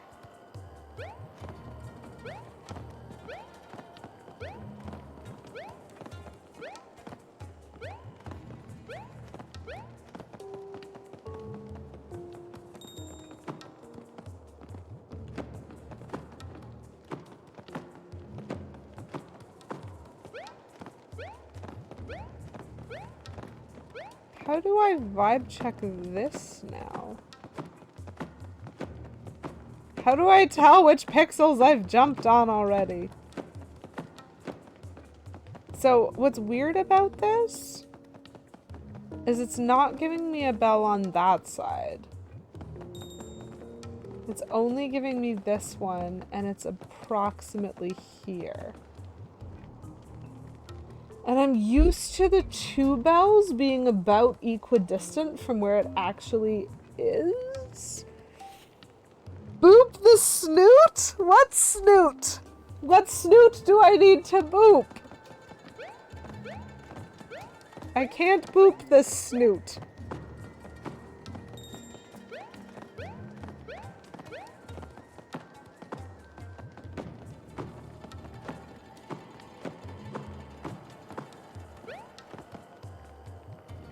Can't boop snoot, 0 out of 10 game. Yeah, that's fair. I mean, I did boop the dragon snoot, so it's fine. Yeah, so buttons, that was actually something that I found really interesting about like your perspective both on 64 and on Sunshine, because I know you kind of played them one after the other. I really liked hearing your take on like Sunshine's control improvement, but also their camera struggles. I remember I was watching you do that like section in the fairground of like the back end of the waterfall where you have to like do a whole bunch of platforming to climb to the top to get something, and just being like, -2 out of 10, I'm done here, and like how frustrating that was. And I remember it being frustrated because of when it chooses to shift the viewpoint for you, and I'm like, okay, cool, not when I would have done it, but fine, I guess. That's exactly what I'm talking about with some of the Lego game camera problems. I'm just like, that is not where I would have changed the camera, and therefore thanks for ruining my jump. I appreciate it.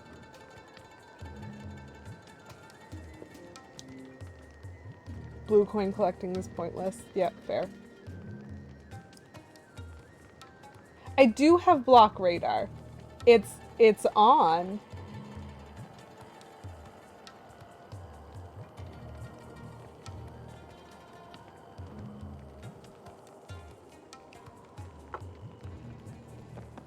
It does a ding. Hold on, I need to exit the area. It does a ding here.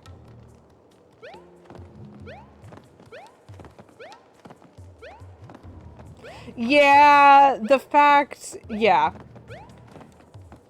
I do remember being a little bit frustrated with the fact that you needed to beat, I think, the 7th level, or the 7th shine in every level in order to win the game, I think, because like the actual plot is in the Shadow Mario stuff. And I was just like, oh, okay, well, the good news is I'm a completionist, so I was gonna get all of these anyway. But the fact that you're making me, gosh.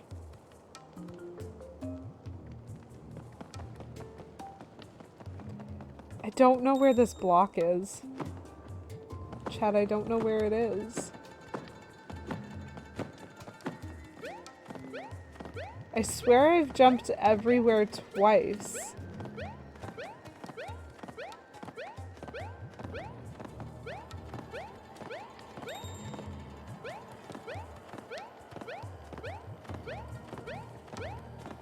But I don't have like a... Why did the camera dip there?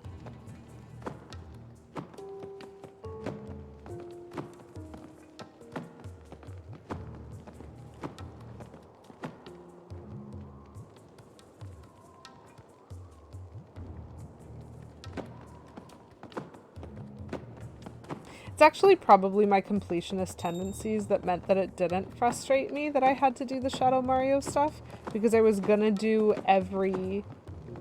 Like, I was gonna try every shine anyway when I played it. I don't remember how far I got. It has been a long time. And I don't think I have the same console that I did it on anyway, so my save data is all gone, and it doesn't matter. In the end, it doesn't even matter, you know? So my first guess was that it would be like right next to this one somehow, but it's very much not. And it's not doing a bell ringing like on the back end of things. Am I just like looking in entirely the wrong place? Oh, you did a... Oh, you 100% Tiny Kim. Good job, Buttons. That's amazing. Petulant Cobra, is it gonna make me angry?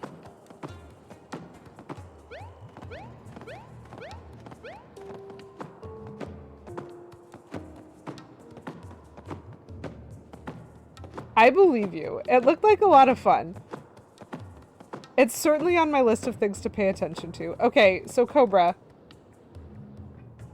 I will accept, like, hot and cold on this one. Is it anywhere down here? Is it up on that platform, like where the bell actually rings? Or is it like somewhere else entirely? It is upstairs? Okay, it is upstairs. That's fine, because that is the only place where the bell rings. I just... A Hat in Time? Never heard of that game. Okay. So the bell goes off here, like right at the edge of the helmet. But also there, which is a little bit deeper. Triangulation tells me.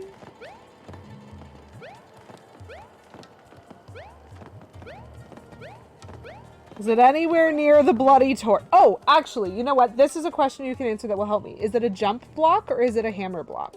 Like, is it something I need to be looking for by hitting the ground or something I need to be looking for by leaping around blindly?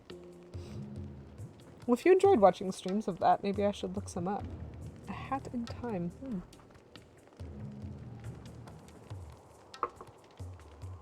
Because honestly, blind jumps only? Okay.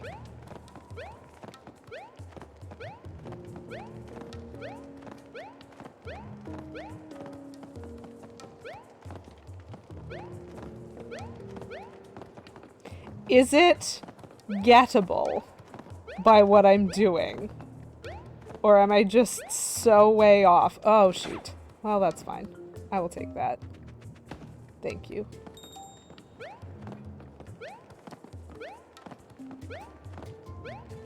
Yes! Like, mostly what I mean is, like, is it one of these tricksy ones where I have to find my way around on top of, like, the other bloody block? Because it's too high or something. I am just canvassing everything to this, like, front corner.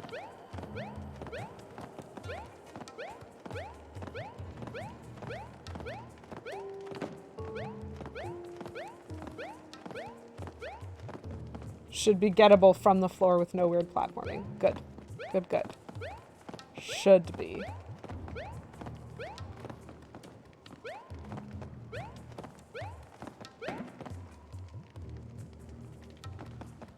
I swear I've jumped there. Like a lot.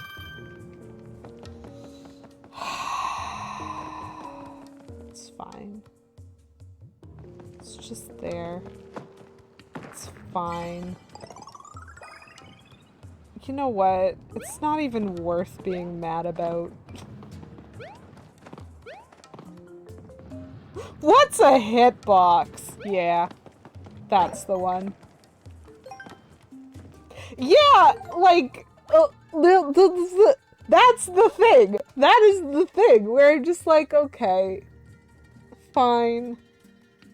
Fine. And it's why being able to triangulate with, like, well, not really triangulate because it's only 2 bells, but trying to be able to get a zone with 2 bells is helpful, but it's also why it was really hard for me to find the ones, like, I'm glad that I have logic, because the ones in the other room that I was in that lower area where I had to jump and find one and then I had to jump onto it and up from there, the fact that the bells were ringing on both the up and the down just made me be like, I'm suspicious of where this one is. There's like too much ground to cover when you're trying to be precise about not jumping in an arc, but only jumping straight up and down. Because that's kind of what I've noticed about the invisible blocks so far that I have found and hit, is that, like, if I'm jumping in an arc, it usually doesn't hit it. And I don't know if that's a height thing or just a hitbox thing of when I enter the hitbox, if I'm not underneath, it's like not working properly or something. But most of them I've had to be very precise in jumping directly underneath. Okay, but we've got another one. Look at how exciting this is. So we still don't have the Whispering Woods. Don't talk to me about that. But like Graffiti Underground is done. Picnic Road is done. The Earth Elemental Temple is done. Overlook Tower is done. And I'm pretty sure Overlook Mountain requires me to catch a monster and come back. I'm pretty sure that Whispering Woods requires me to rescue a toad. But what's weird to me is I would have expected I would have needed to rescue that toad in Whispering Woods to have him open the cabin and give me a collectible treasure or something like that. So it's just weird to me that I'm not getting any bells going off for rescuing toads when I go through that level. But that's fine. We're just nowhere near done Toad Town, so that one's fine. We're not going to worry too much about that. But cool. So that is some backtracking for the red streamer. And now we get to try some backtracking for the blue streamer. So if I go to Autumn Mountain, I'm missing a collectible treasure in Autumn Mountain. I'm missing a block in Chestnut Valley. I am missing some holes on the Eddy River, which would require replaying that. And I'm missing a lot in Shogun Studios and a little bit in the Ninja Attraction. Mostly I just need to find the ninjas. So, wow.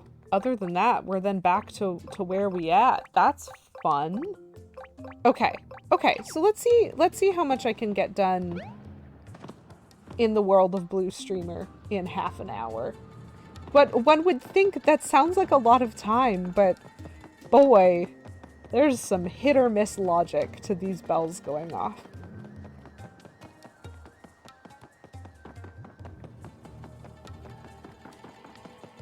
Can you imagine just how many years it would have taken me to find that block above the block if I hadn't just kind of immediately gone, sus. What if this was a block above a block? You know?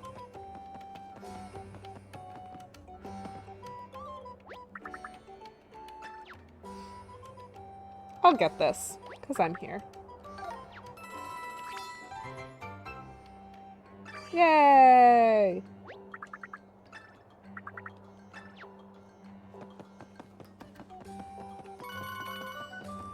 Get a little bit more money there. Oh, do I remember where the other shop is that I haven't bought things from? It's an interesting one. Because I know I bought these, like, these ones were the ones that I bought from the little snippet on the side of LA. Did he have something else, or was it somewhere else? Oof. Do I 100% everything or only games that I enjoy? Do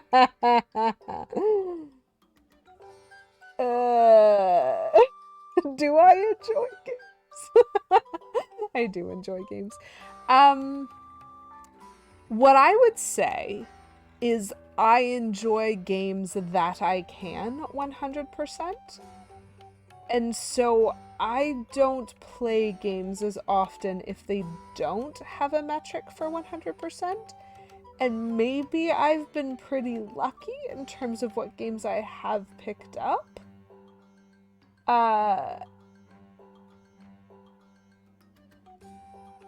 Basically, if I am willing to finish the game, by and large, I am also willing to give a pretty serious try to 100%ing it. And so I would suggest that I have 100%, or at least gone for 100% of every game that I've finished. But I can't promise that I have finished games. Sometimes I have given up. So, for example, and there's like some caveats to this because depending on like what mood I'm in will dictate how much I invest in something. So a caveat to this is something along the lines of, have I ever played Mario 64? Kind of no, because I tried it and I really did not enjoy it. And so my save file on that game, I gave it a shot to get like honestly between 15 and 20 stars and was like, cool, I don't find this fun. Like, I'm not 100%ing this because I'm also not finishing it. I just put the game down and left. Sunshine, I did 100%, despite camera issues, despite like some interesting leaps in logic as to things I needed to do to get particular shine sprites. I was like, no. And so did I use a walkthrough for Sunshine? Yes, because I didn't understand how I was supposed to get some of the things that I was looking at. Or that, like, I was understanding the game was trying to tell me, but I wasn't following its logic. It's why, for me, games like Zelda and games like Paper Mario, the ones that are more RPG, tend to be the ones that I lean towards, because their mechanics of 100%ing flow more with... Maybe it's Majora's Mask where I actually started this. Like, if you get all masks in Majora's Mask, the boss fight is way easier. And I was like, wait, there's ways of actually impacting gameplay with this, like, mechanic of completionism. Oh, how interesting. It's like the golden Skulltulas in OOT. And so that's really where the flavor of my 100% completionism started. That being said, I do understand my limitations.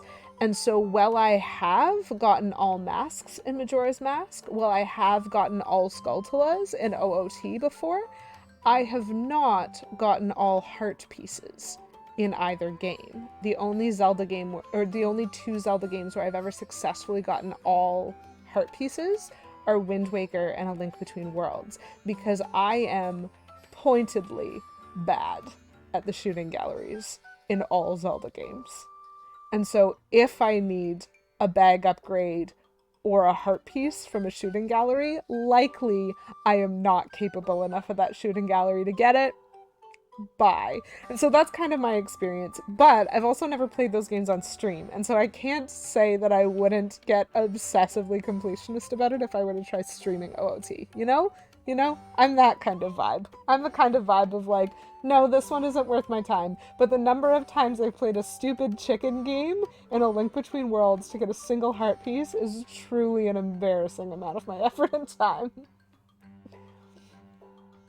The mask stories are interesting. A blind, guideless 100% of Breath of the Wild. Why? Oh my gosh, that poor person. I would cry. I play 100% of the game I want to play. Yep. I like that. That seems like a really healthy approach to things. 3 times. Wow. Twice for charity makes sense. I would suggest if I hated the process of completing a game, I probably wouldn't play it again.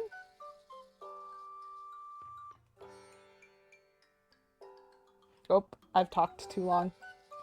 Things are getting judgy. I need to go to Autumn Mountain. I understand. This is fine. Actually, I would like to fight this Goomba. Marvel Spider-Man? Oh, cool! I've never played Marvel Spider-Man. But I have 100% complete Star Wars LEGO The Complete Saga more than once. Which is, I think, impressive, because that is a task. And that doesn't mean to say, like, I don't enjoy every aspect of 100% completion in a game, but I do like the feeling of being able to, and so as long as I'm capable of it, there's certain games that I'll play, like when I'm in the right mood for the right type of 100%ing that I have to do. Damageless any percent of the 35th anniversary collection. That is, wow. That sounds hard. Play a terrible game if you know it has an easy platinum. Okay, well, that seems like a good cost-benefit analysis to me. We do in this with the slides, not with the rings. Nope. This one, please. Thanks. Wow. Is that... So hold on. The Mario 35th Anniversary Collection, was that 64 Sunshine and something else? What was in that one? That's not a game that I have. Yeah? That seems like an easy platinum. Sunshine and Galaxy? Okay, cool. That, I was gonna say that, but I was like, Galaxy, but not Galaxy 2. Weird. Weird combo. Weird to split that. King Edsel. That's very funny. I don't actually know the fastest way to Autumn Mountain. I'm gonna try taking the tram.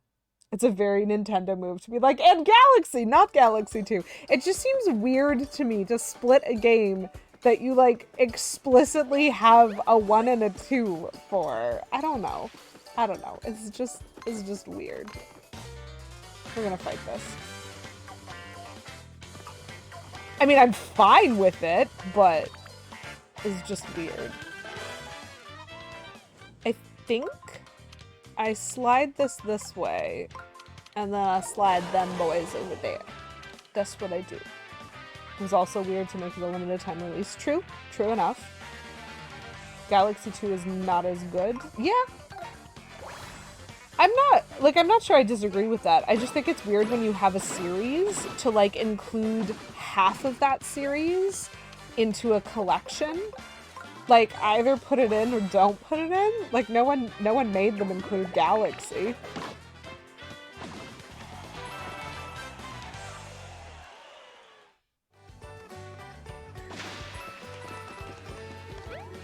But do I want it?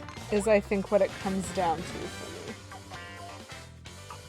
So we're wave battling this. Do they get to go first? Nope, seems like no. I think what I have to do is slide that guy back before I shimmy this ring over. That's interesting. I don't remember seeing a puzzle like that before. Cool.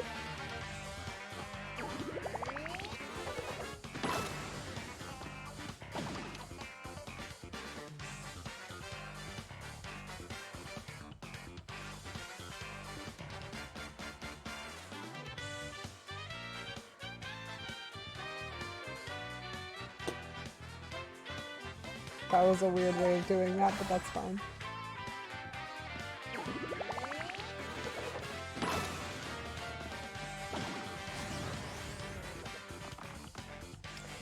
I don't understand. Oh, this is another one like that, but slightly differently. We slide like this. The like culture of certain games and how they go like up in value is something that I have found very interesting. The like collector mentality around some games. Should have said shush up. That's funny. I think it just flagged Kate because it was like you weren't talking to anybody, but if you had been talking to somebody, it was like, oh, I'm not sure about that language. But like you weren't talking to anyone, so it's fine. Like that was directed at the general one.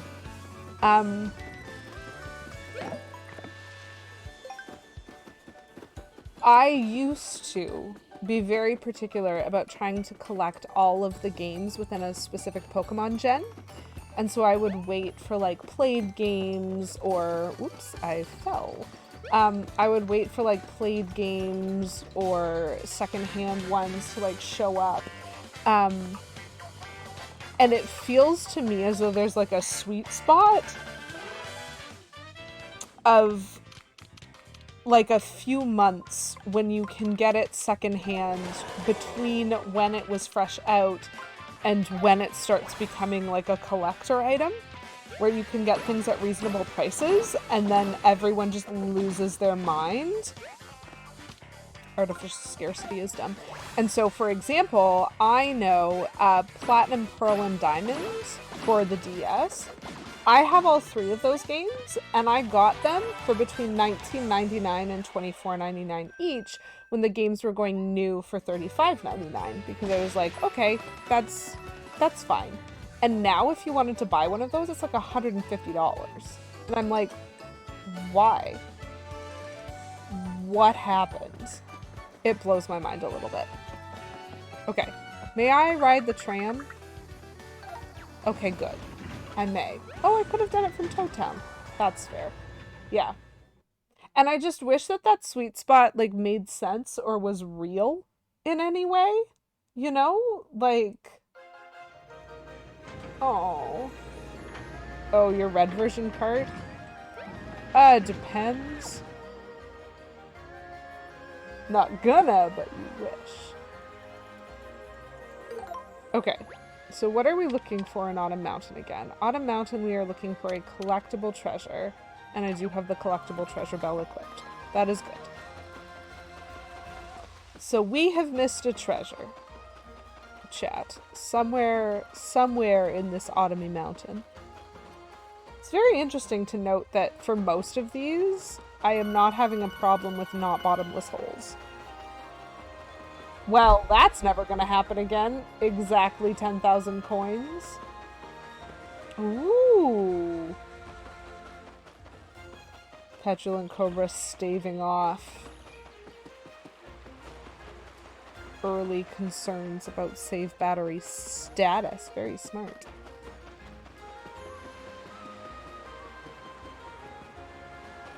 Yeah, it's fine.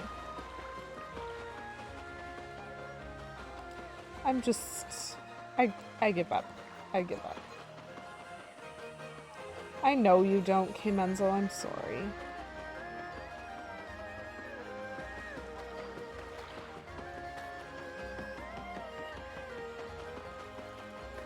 Okay.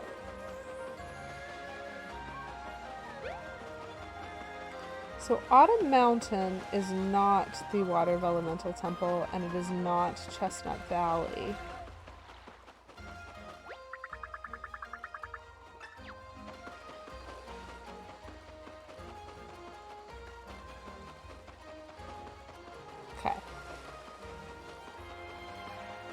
I wonder if it has something to do with the grass.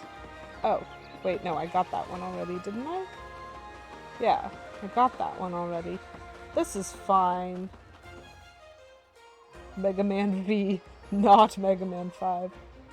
What if Mega Man, but Sailor Moon? Okay, that is a decent pitch for that game, Kate Bloomer. You have officially made me curious about a Mega Man game, which I don't know if that has ever been true ever before. So I know there's a hole down here. There's a toad in the hole. And then there's a path. There was no bell, though. Mega Moon?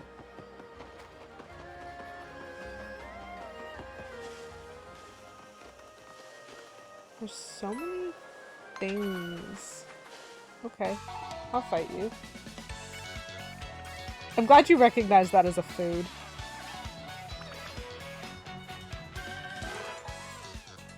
Oh, okay. I slide, or I spin that over there, and then I slide these guys forward one, and now they're a box. Delightful.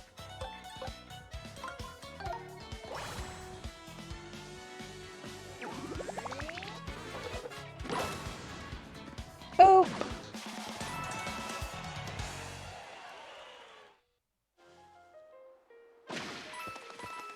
I have gotten so much money from these backtracking attempts, which is good, Because I know I'm at the point where I might need to consider buying weapons. Why is Eggs Benedict a confusing breakfast food?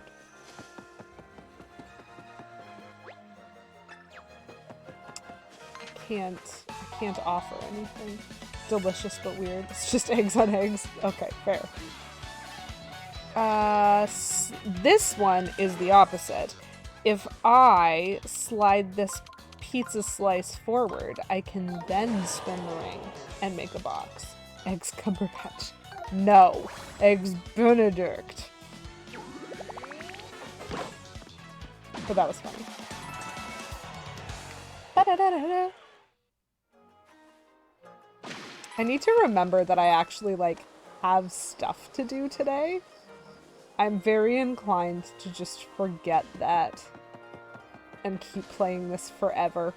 Or at least until I've satisfied my wish to try and find things that I'm missing.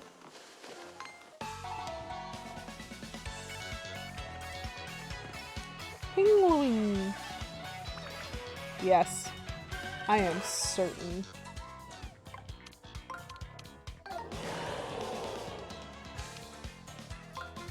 That was the cutest thing. I love listening to him pronounce that word.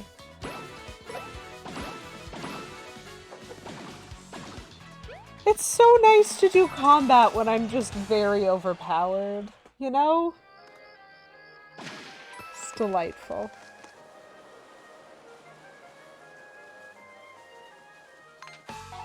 Ooh. These are pointy. There's some pointy boys here.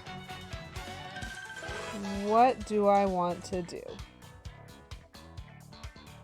I think if I slide that across there. Okay, sure. We're just going around this way. Nice. I feel pretty good about solving that one because I don't remember seeing a pattern like that before.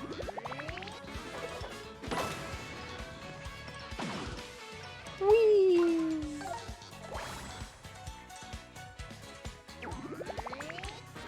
Oops. It's fine, they died anyway. I missed, but we did it!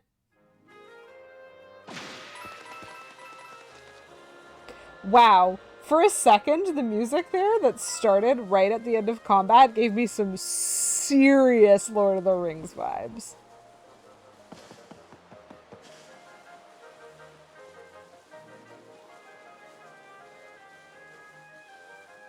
Ew? Oh! Okay, Venzel, I understand. That was awful.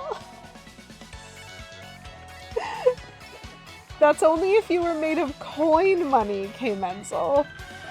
What if you were made of paper money?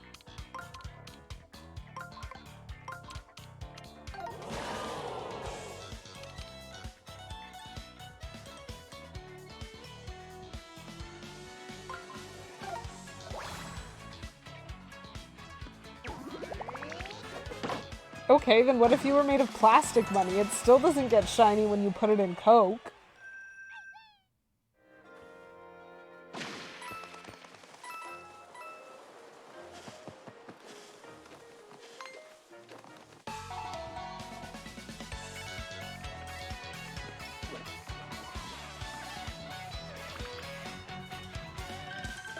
Chad, I think I made King Menzel angry. Angy.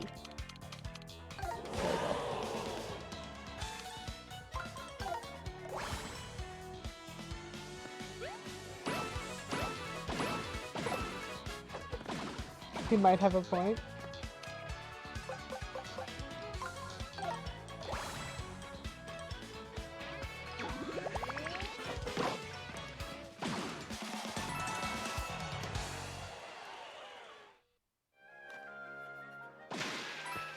That gets pretty shiny and it's made of pork. Patrick Clover, you're not allowed to be involved in this conversation anymore. I'm kidding. Amazing. So what is this one?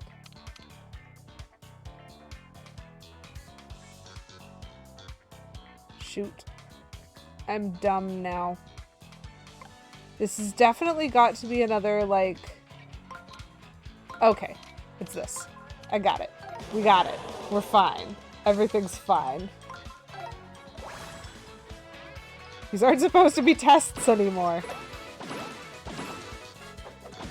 It's interesting to me how much I'm enjoying this backtracking and just grinding for money. That tells me that I find the basic elements of this game to be pretty fun.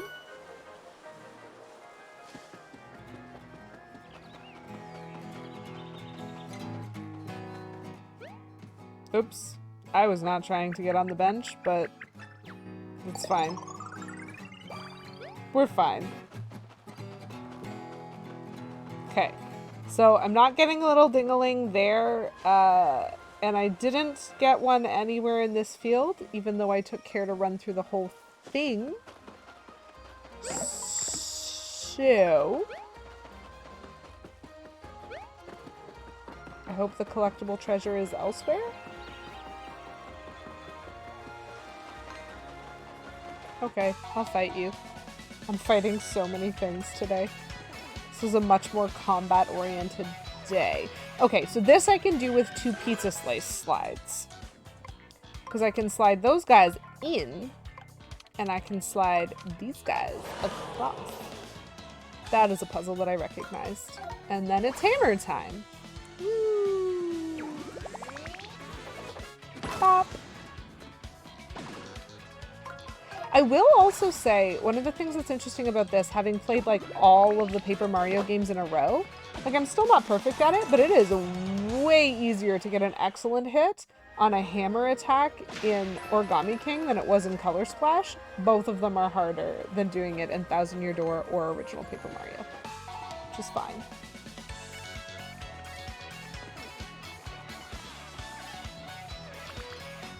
I almost want to answer that. It is the same device, it's just it just gave him issues.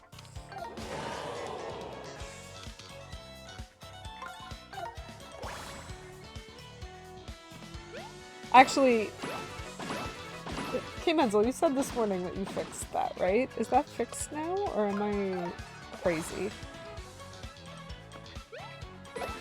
Was I tired? I might have been tired. Da-da-da-da-da. Oh, that was the wrong pitch. It's fine. Ignore me. Oof. Okay, so I know that that leads to Chestnut Valley. Is it an immediate thing?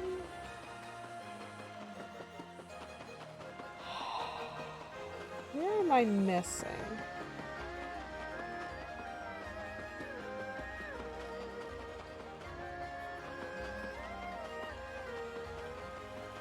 Okay, so I haven't gone through a screen scroll yet. Okay, that's the screen scroll. So that's what takes me into Chestnut Valley.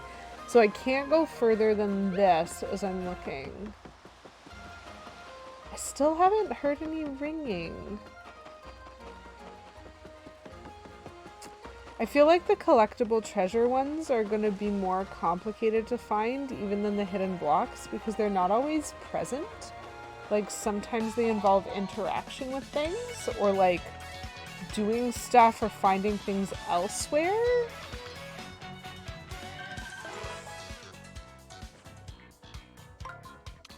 You know what? This is kind of funny. I am going to spin these rings to line up those Goombas because the other ones were a box, and they will just continue to be a box. I enjoyed that puzzle.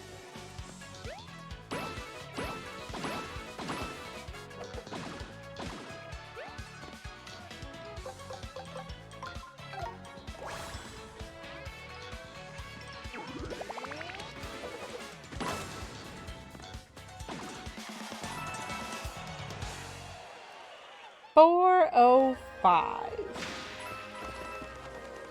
That was a lot of money. That's nice.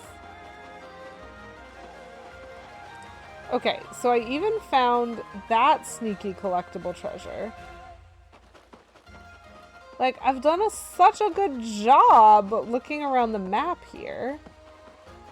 Okay, let's jump into this pipe. Wait, no.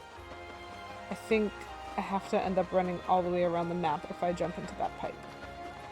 So actually... Oh! No! I was jumping away from him! This is fine. This is fine. We're fine.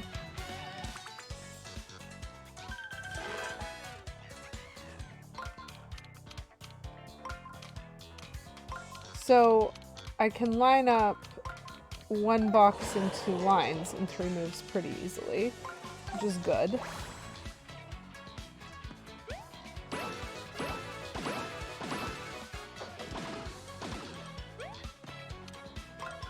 You really do just make so much more money if you fight everything all the time.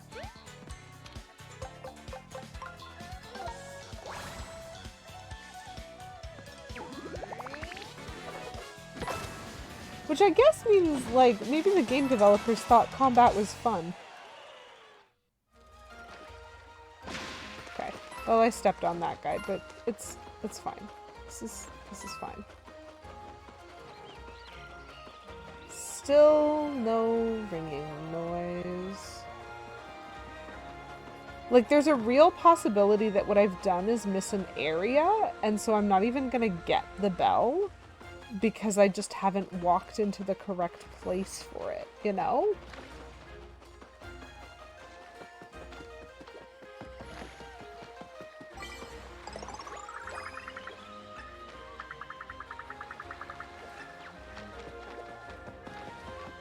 Because now we're at the Water Elemental Temple, right? Like, where else can I go looking for a collectible treasure? I'm not sure I can. So I think I'm going to have to settle for trying to find a block in the Chestnut Valley. Like...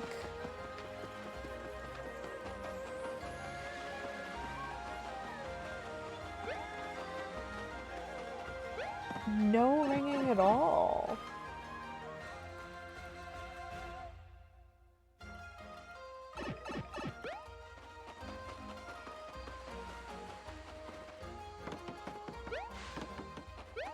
Yeah, still nothing.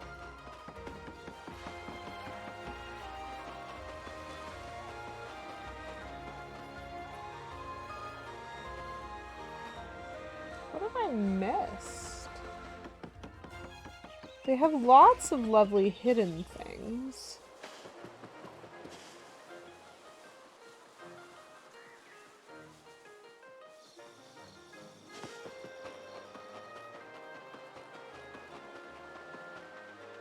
Nope. That's not a secret. Is there like a hole somewhere here? Have I missed another sneaky secret exit off of a side somewhere?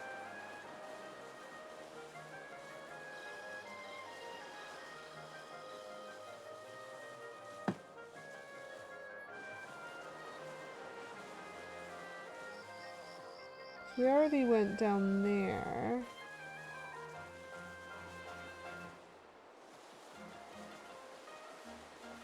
Yeah, you know what? If it's anything other than, like, these guys having the party giving me something, I don't know where I'm supposed to go.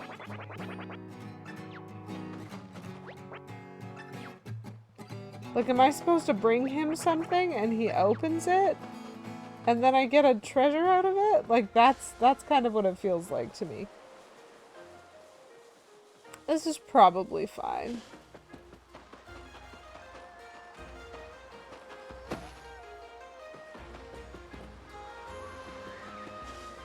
Why is this grass always moving? I don't like it. We're supposed to donate something. Is it? Is it, Kate? Because I'll tell you something. I don't have the friend that I made here anymore. The game blew him up. I'm very mad about that still. So we're going to try to find a hidden block in this level now.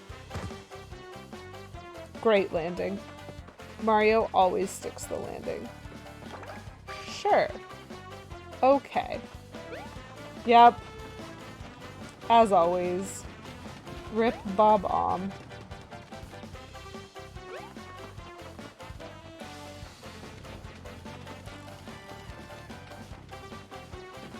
Yeah.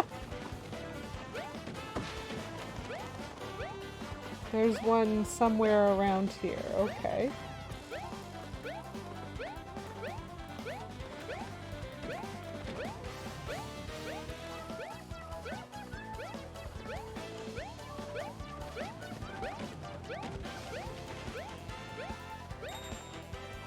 Okay. Interesting. Gotcha. Amazing. Ah, too bad that I can't just exit the start of this level because I flung myself off of the world to get to it. Because now I kind of want to go to Shogun Studios next. And that is something that I feel like I could do relatively easily.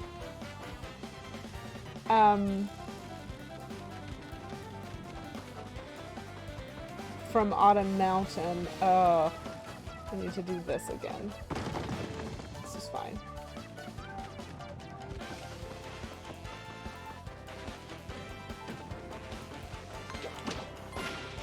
Ha! Oh, I don't really need that, so that's fine.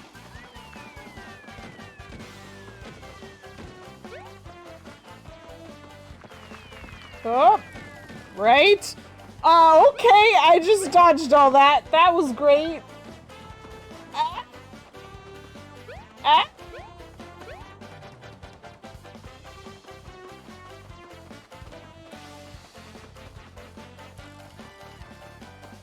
I know. It was fantastic. It will never happen again. Okay, what was the thing that I was supposed to do for this one again?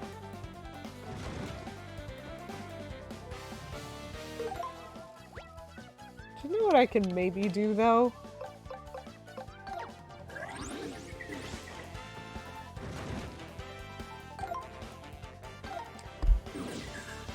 No. No. No. Right there?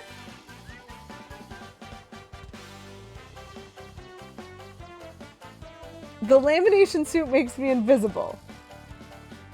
I'm supposed to be able to sneak by enemies. That should have worked. Okay, how did I solve this last time?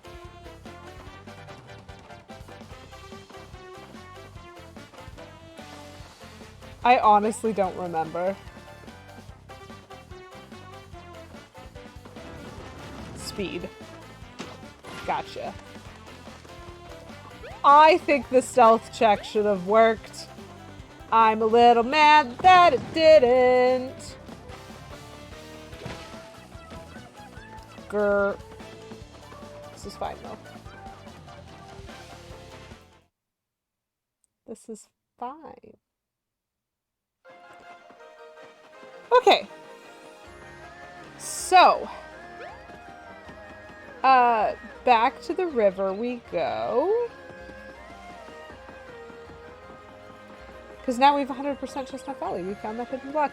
I actually remember jumping on that ledge repeatedly, trying to find a hidden block there, because that was a prime place where I would have put one if I'd made the game, and I did not find one. Like, the level of commitment that you need to have in order to find a hidden block with that, like, perfect up-down jump arc, it's real. Okay, so I could try the Eddy River Rapids again. Yeah, let's do it. Let's see if we live. So, this is about coin collecting and also filling in some not bottomless holes. That's what we're trying. It's exciting.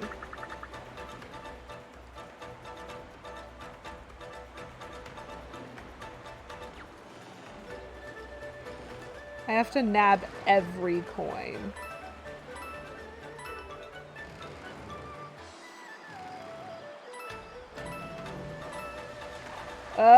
Yep, that's not gonna work.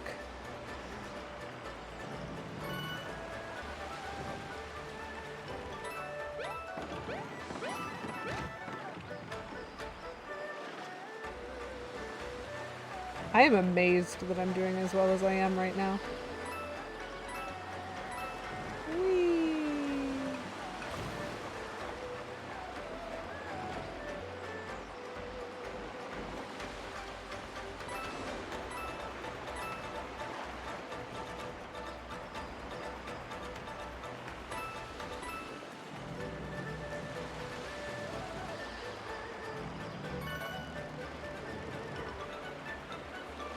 It's very tense, Olivia.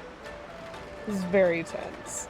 I literally just sacked that heart so that I could face the boat in the direction that I wanted to. I'm gonna miss a coin. I'm gonna miss several coins, actually. Because now is, I think, when I also have to start... Whoop! This is fine. I think I also have to start paying attention to, like, bottomless holes.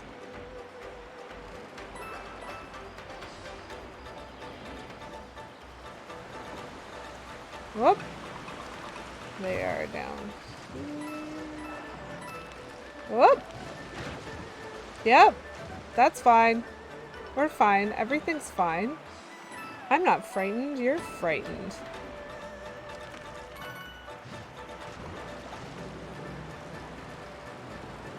Oh, sweet. Okay, I got back the heart that I just lost.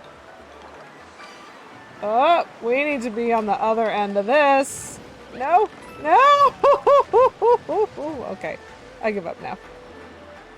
I know that there are some not bottomless holes back here. Excuse you.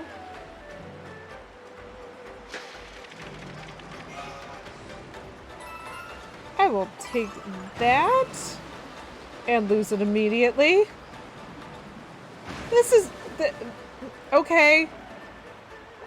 Just hello. Thank you. I will take that. Okay. Ugh. Getting every single one of these is gonna be impossible. Whatever. That only took one heart. Amazing. We drowned, but it only cost us 1 health. Okay, so this is the one where I think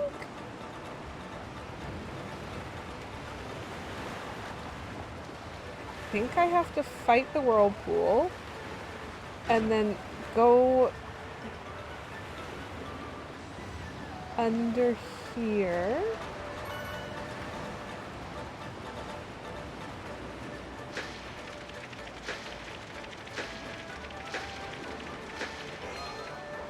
Got it. Okay. I got all the holes. That was one of 2 things that I wanted to accomplish. I appreciate the use of confetti there.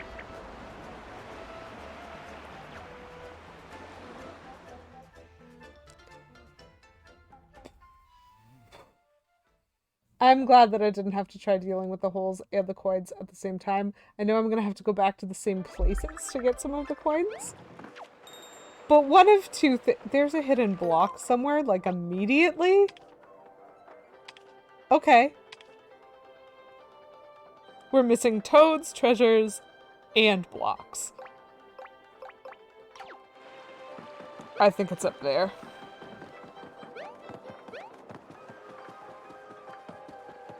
But it didn't ring me. Okay, that's where logically I would have put it, so that's good.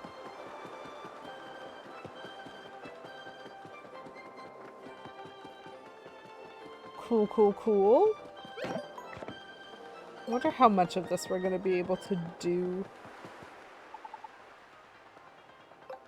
Present my entry pass. A royalty pass, please. And thank you. Yay! I got confetti. Oh no, wait. I didn't get confetti. It didn't let me pick that up. It just threw confetti. Okay. This is fine.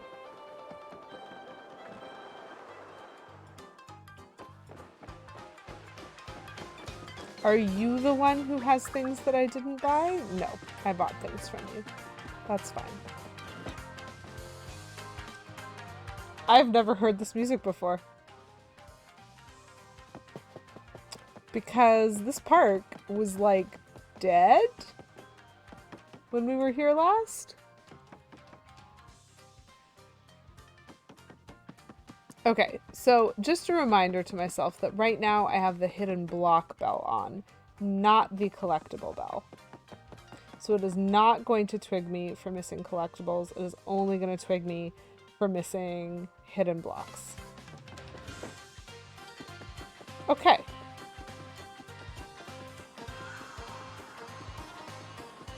But I'm also noting that it's 12 o'clock. So we're going to hit a save. We're going to hit a save and we're going to grit our teeth because we are going to have to finish our backtracking and some of our other collectathoning next week before we continue the story in the desert in the middle of LA. So I think that's been some nice progress. It's definitely been like, it's taken time to get used to what I need to do even to backtrack. So Whispering Woods is a disappointment. I really thought we were gonna find more than what we did, but at least we found one of the question mark blocks. Just feels a little bit like I'm missing something important from there. But we have Picnic Road now. I think I understand what I'm missing from Overlook Mountain, so I just hope I'm right. We finished this temple despite the ridiculousness of their attempts to hide question mark blocks from us. Like, I truly do not know, other than the fact that there was a metric for 100% and you gave me a bell, how was I supposed to find those two hidden blocks that were stacked on top of each other? How was I supposed to find the two hidden blocks on the other side? Like, it's just, but it's fine. We got some collectible treasures here. I'm a little bit disappointed that I ran all through this with a bell and I still don't know what I'm supposed to do to get this. So again, my logic tells me maybe I find a can somewhere else in this game and I'm supposed to bring it to that like stone-headed Goomba. It's fine. It's fine. And then we've got ourselves like a perfect Chestnut Valley, perfect shrine, perfect river, and we're going to be working on Shogun Studios. So we only have these two levels to give a shot to again finishing with the bells. I am happy to have you spoil future gadgets for me, Buttons. If there are cool gadgets coming up, I would love to hear about that. And so those things we will work on, and then we will get ourselves back to the Scorching Sandpaper Desert, the Scorching Sandpaper Miner, and Shroom City, which is where our story is. We will catch up to that. We are going to skip the Great Sea because we're not technically there yet. We just flung ourselves out there to visit the Princess Peach and then came back. There's a hidden block radar. Oh, that's interesting. That does make that very different. And so not just the little ding-a-ling, but like something that will actually like give me a hot cold. That's good. I have the collectible treasure bell. Is that not what this is? I'm just not wearing it right now because these I find more frustrating. But this is the bell that went off when I was on the fishing dock in Overlook Mountain. And so it makes me suspicious that I need to catch the monster fish and then go back and talk to that Koopa because I don't know what else. Yeah.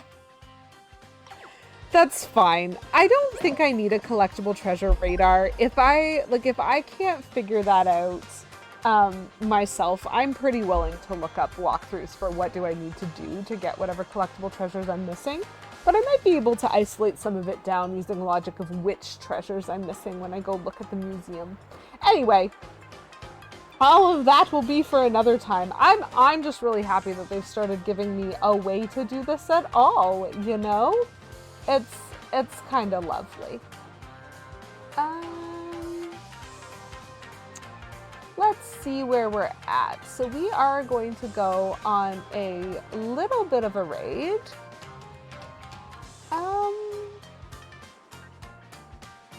We're gonna go visit somebody.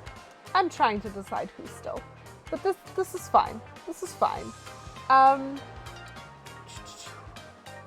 So yeah, thanks everyone for being here. It was really lovely to have some of y'all stop by and to hear some of what you guys think about different games that are loads of fun. I enjoyed some of the conversation that we had today. I think we're gonna go visit Dan G today, who is playing Breath of the Wild, because I'm just in a mood. I'm just in a mood for it. For some lovely little Zelda content. So I hope you guys continue to have a fun and fantastic Friday, or that your Friday turns around if it hasn't started out that good. But basically, I hope y'all have a wonderful day and a wonderful weekend, and hopefully I'll get to see some of y'all next week. I believe I am streaming next on Monday afternoon, so that's my plan, but I will update my Discord, and I do tweet when I go live, as well as the Twitch notification. So hopefully once I've confirmed and reset my schedule for next week, we can meet up and enjoy some more backtracking in Shogun Studios with this bop of a sound. But that will be all from me for today. Bye!